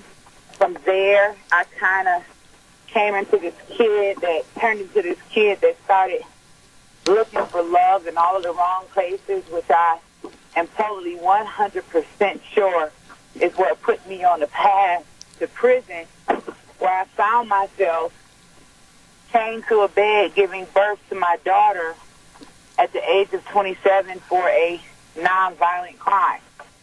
After giving birth to my daughter, she was, and this is while a sheriff was standing watch. So I kind of felt like I had lost my innocence all over again. So 24 hours after her birth, she was taken right out of my arms and given to my mother, who was allowed to take her home. And then 6 months after that, my mother passed away, and 6 months after my mother passed away, my grandmother passed away.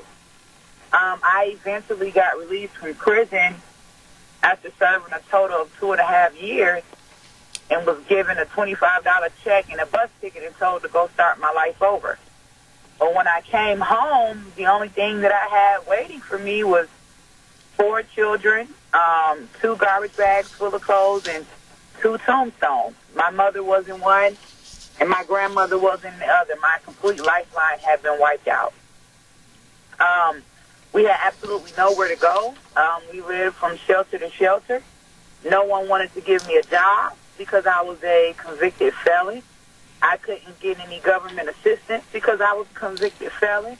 I couldn't get housing assistance because I was a convicted felon. So all of these things led me to a women's crisis center looking for help. Mm-hmm. When I ended up at their front door, I was just at the point where I was ready to take my own life because I couldn't see any way out of the tunnel. And it just so happened that the woman sitting behind the desk reviewing my caseload that day was who is now my godmother, Alveda King. Oh, my. And she promised me in that instant, she said, Angela, if you are serious about getting your life together, she says, I'll help you, but you have to do the work. So from that moment on, I've been working to rebuild my life, to restore my life. I wrote my first book when I was in prison. I walked around prison every day with a pen and a pad, interviewing the women that were incarcerated with me. And because I was not allowed to receive government benefits, I didn't have a choice but to discover my greatness. And I realized I had a niche for writing. And so I started my own publishing company, Stanton Publishing House, which is now one of the most successful publishing companies in the state of Georgia. I've also created and worked with numerous nonprofit organizations throughout the Southeast region. I've worked with Atlanta Public Schools doing dropout risk prevention. They had a 99% success rate. I've created a book camp scholarship fund where I go around from school to school and I turn young children into published authors, teaching them entrepreneurship. In addition to that, I've also started and founded my own organization, American King Foundation. An American King Foundation was started roughly about a year and a half ago as I began to pay more attention to politics, and I saw how America was so emotional about families being separated at the border. And then I remembered my situation. And then I thought about all of the other American citizens and American families that had been separated. Mm-hmm. And then I thought about all of the American children that are in cages across this nation called juvenile detention centers. And so I founded the organization so I could join the fight for criminal justice reform to help reunite American families. And then I told my godmother, I remember when the president put a call out for entertainers and NFL players. He says, if anyone knows anybody that's been treated unjustly or that's in prison, bring me their name. I'll listen to the stories. I'll work with them. And I remember a lot of entertainers saying, oh, no, well, we're not going to go. We're not going to talk to Trump. And so I told my godmother, I said, Mom, I said, please, let me tell him my story. Let me tell him about how women are chained to the bed in prison when they're giving birth. Let me tell him about the inhumane treatment of American prisoners. Let me tell him about the family separation that happens in America, because when my daughter was snatched out of my arms, President Donald J. Trump was not the sitting president at that time. these are the laws of the land that need to be changed. So from there, I went on to be very effective and happy and helping to pass the First Step Act, which has freed nearly 7,000 people. 91% of them are black. In addition to that, because of my story, the president has made it illegal for them to chain women to the bed during childbirth. So I started again paying more attention to politics. And working with my godmother, I have been exposed to the truth and the racism regarding Planned Parenthood. And so I've also been involved in the fight for life. And I've paid attention to how every Democratic candidate, as soon as they get on the stage, the first thing that they say is poor women of color need access to abortion. So I was smart enough to realize that women of color was only colored women backwards, and that they were actually calling for the assassination of our unborn children. So I said, you know what? This is a new day. We need new voices. The injustices that we fought several years ago are not the same injustices that we fight now. And after receiving a full pardon from the President of the United States the day before my birthday, I decided that I wanted to get involved in politics and make a change. All I can say is, after listening to that dissertation, Angela, gee, what do you do in your spare time? Pray. I do a lot of praying. Okay, let me ask you some questions, and I find you to be very enlightening. When you talk about prison reform, and educate me on this, I am a dyed-in-the-wool old German, if you will, that believes if you do a crime, you should pay your time to society on a rehabilitative type basis. What do you mean when you say that one of your main agendas is prison reform? How and what? So, let me first say I agree with you. If you do the crime, right, you should absolutely pay your debt to society. So the issue with criminal justice reform is, does the punishment fit the crime? Does the punishment fit the crime? So we have instances where you have people in prison. Let me just give you an example. If anyone in America that's ever been arrested is going to be separated from their family. So if a young woman is arrested, and let's say that she's pregnant, 7 months pregnant, and is arrested, and she could be sitting in a jail and have a charge, but has not even gone to court yet and been convicted of a crime, and she goes into labor, she's going to be separated from her child without even having a conviction. Just a charge. There are sentencing disparities that started from the 1986 Drug Abuse Act, where there was a difference between crack cocaine and powdered cocaine. Young black men and minority men received life sentences for the same drug substance that many of their white counterparts only received probation for. The 1994 crime bill that was passed by Bill Clinton and written by Joe Biden and Bernie Sanders, he also signed and supported it. The 3 strikes you're out rule is responsible for the mass incarceration of minority men. Mm-hmm.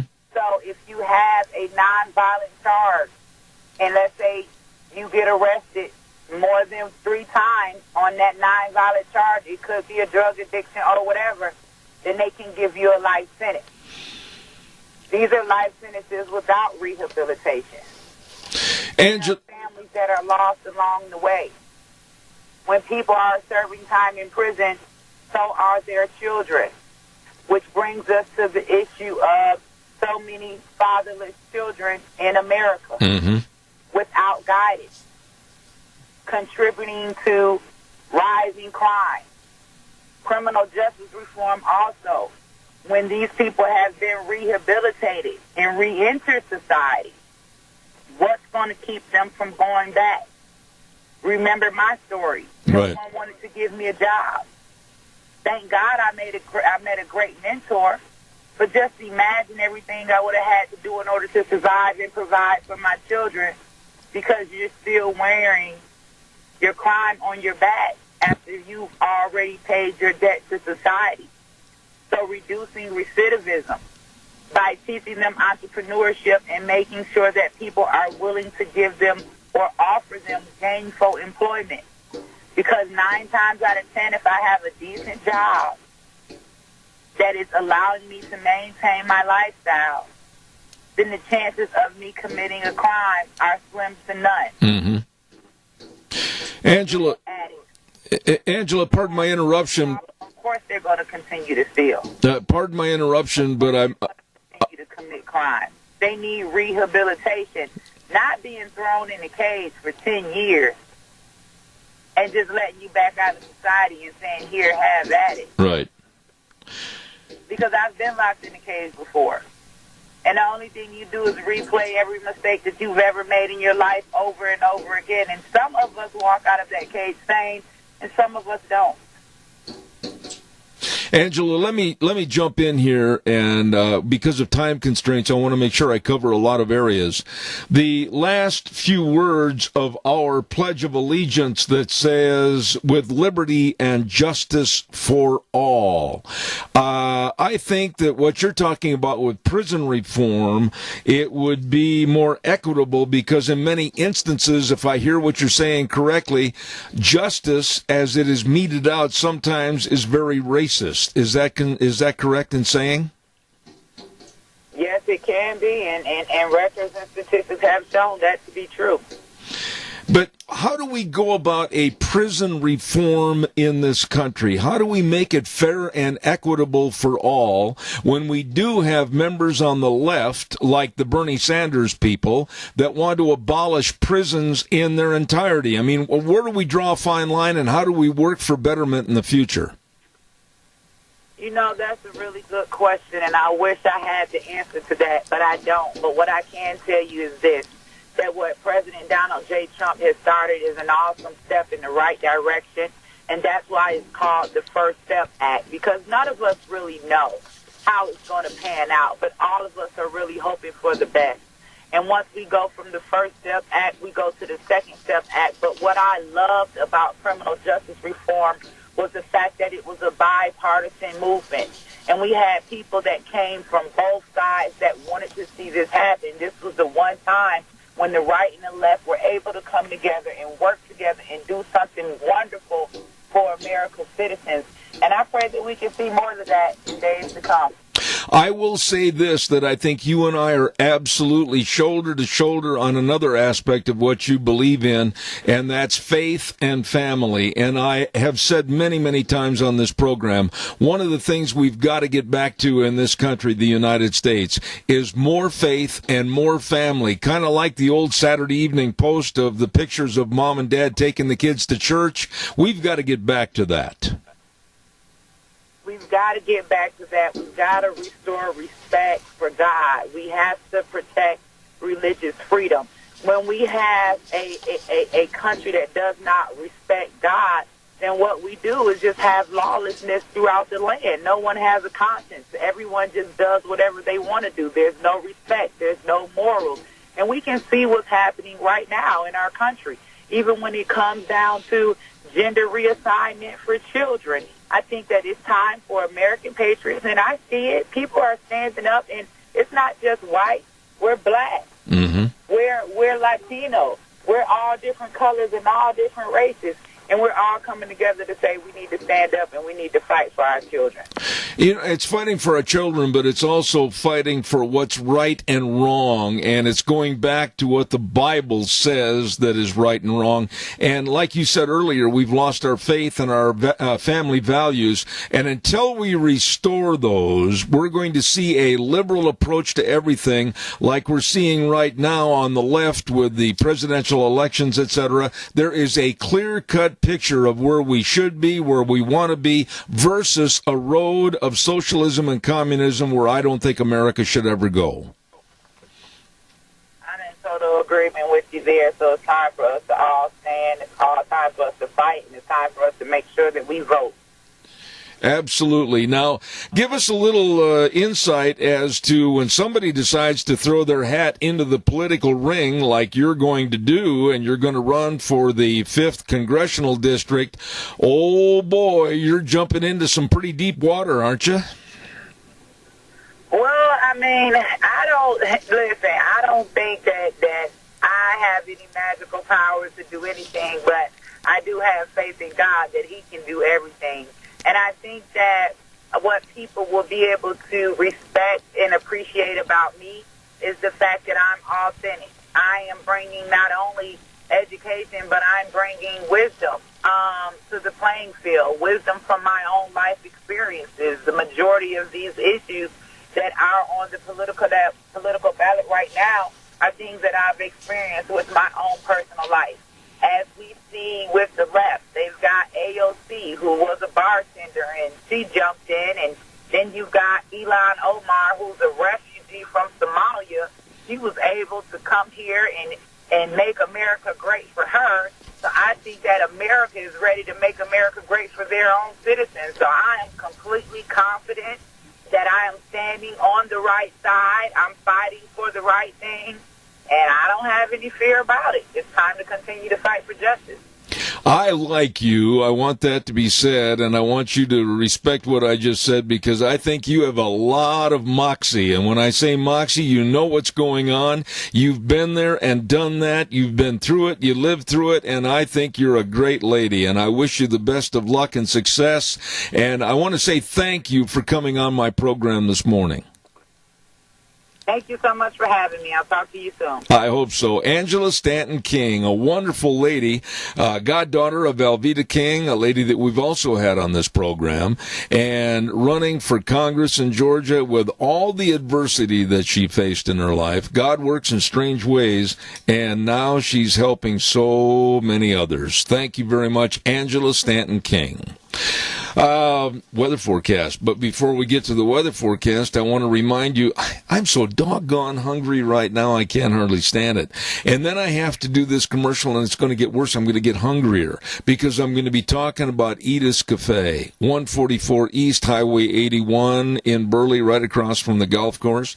Well, today's Wednesday, and Wednesday and Thursday they have this special, the prime rib French dip sandwich. Oh, if you love prime rib like I do, and then knowing it's in a French dip sandwich, woo, you better get in there before they run out. They've got a complete menu full of great eating and really nice people, great service, and they're waiting for you to come on in. Specials every day, delicious steaks, my goodness, all of this and more at Edith's Cafe. They're open Tuesday through Thursday, 11 to 8, Fridays and Saturdays, 11 to 9. You stop in and see them today. Edith's Cafe, 144 East Highway 81 in Burley. All right, time for the weather, and the weather brought to you by our friends at Scarro's Meats. Don Scarrow and the crew, they're located over there, 331 North Road, Jerome. Easy to find. And Don, of course, he just absolutely loves talking about all the delicious meats they have at Scarro's Meats. I mean, the marinated pork ribs. And, of course, don't forget all the hams, and they've got the tri-tip, and they've got all the different bacons and the sausages. And, again, I talk about my favorite, and Deanne's a converter, too. She likes bratwurst. Oh, they are good. Get a hold of Scarro's Meats today. Go to their website, scarrowsmeats.com. Don't forget the number again, 324-7657. Right now, here's Gina with the weather. Winds are picking up and maybe a little bit more rain and snow showers for this weekend. Here's a look at your weather forecast.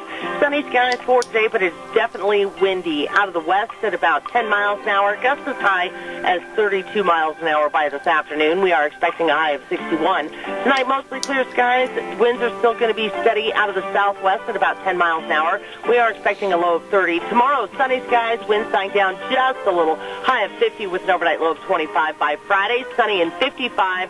Then rain and snow showers are a possibility for the weekend. That's a look at your weather forecast for 7th Ranch. I don't like to hear all that, but I guess it's springtime and unsettled time. But thank you, Gina. Appreciate it. And again, the weather forecast brought to you by our friends and your friends at Scarrows Meats. 331 North Road, Jerome. Number to call, 324-7657. They are changing the way we eat, one delicious bite at a time. Boy, we've got some great people coming on the program tomorrow. And yes, I'll be here tomorrow. We're going to be having the Chamber of Commerce report with Penny Main, and then we're going to have Chuck Driscoll on. We're going to have Karen Cataline. She's going to be on the program. Cassia County School Days, and then Leiden Crane's going to be on here. We're going to be talking to Julio Rivera. Oh, my goodness, have we got a full plate, so don't miss a minute of it tomorrow on Zeb at the Ranch. At the end of the program, we always give a great big shout-out and thank you to our friends and your friends at your Magic Valley Les Schwab Tire Centers, all 7 locations. I have said they've got the best of tires, and they're right now in the middle of a great big spring tire sale.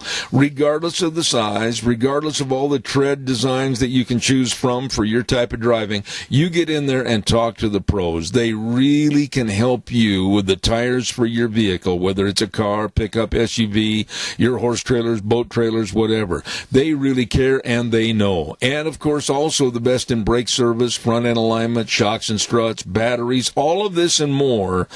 But above all, service. They really take care of you. Your Magic Valley Les Schwab Tire Centers. Don't forget Lane and Rupert, Dave on Blue Lakes and Twin, Mike and Buell, Mike in Jerome, the Twist family in Paul, along with Daniel on Pole Line in Twin Falls, and Trent on Overland in Burley. The best. That's not brag, that's a fact. Your Magic Valley Les Schwab Tire Centers. That's going to do it for today. Thank you for all your calls and your comments, and we wrap the program up every single day by saying the way things were are the way things ought to be. God bless you and your family, and remember the 4 words that we always adhere to every day: in God we trust. See you tomorrow morning at 8:06.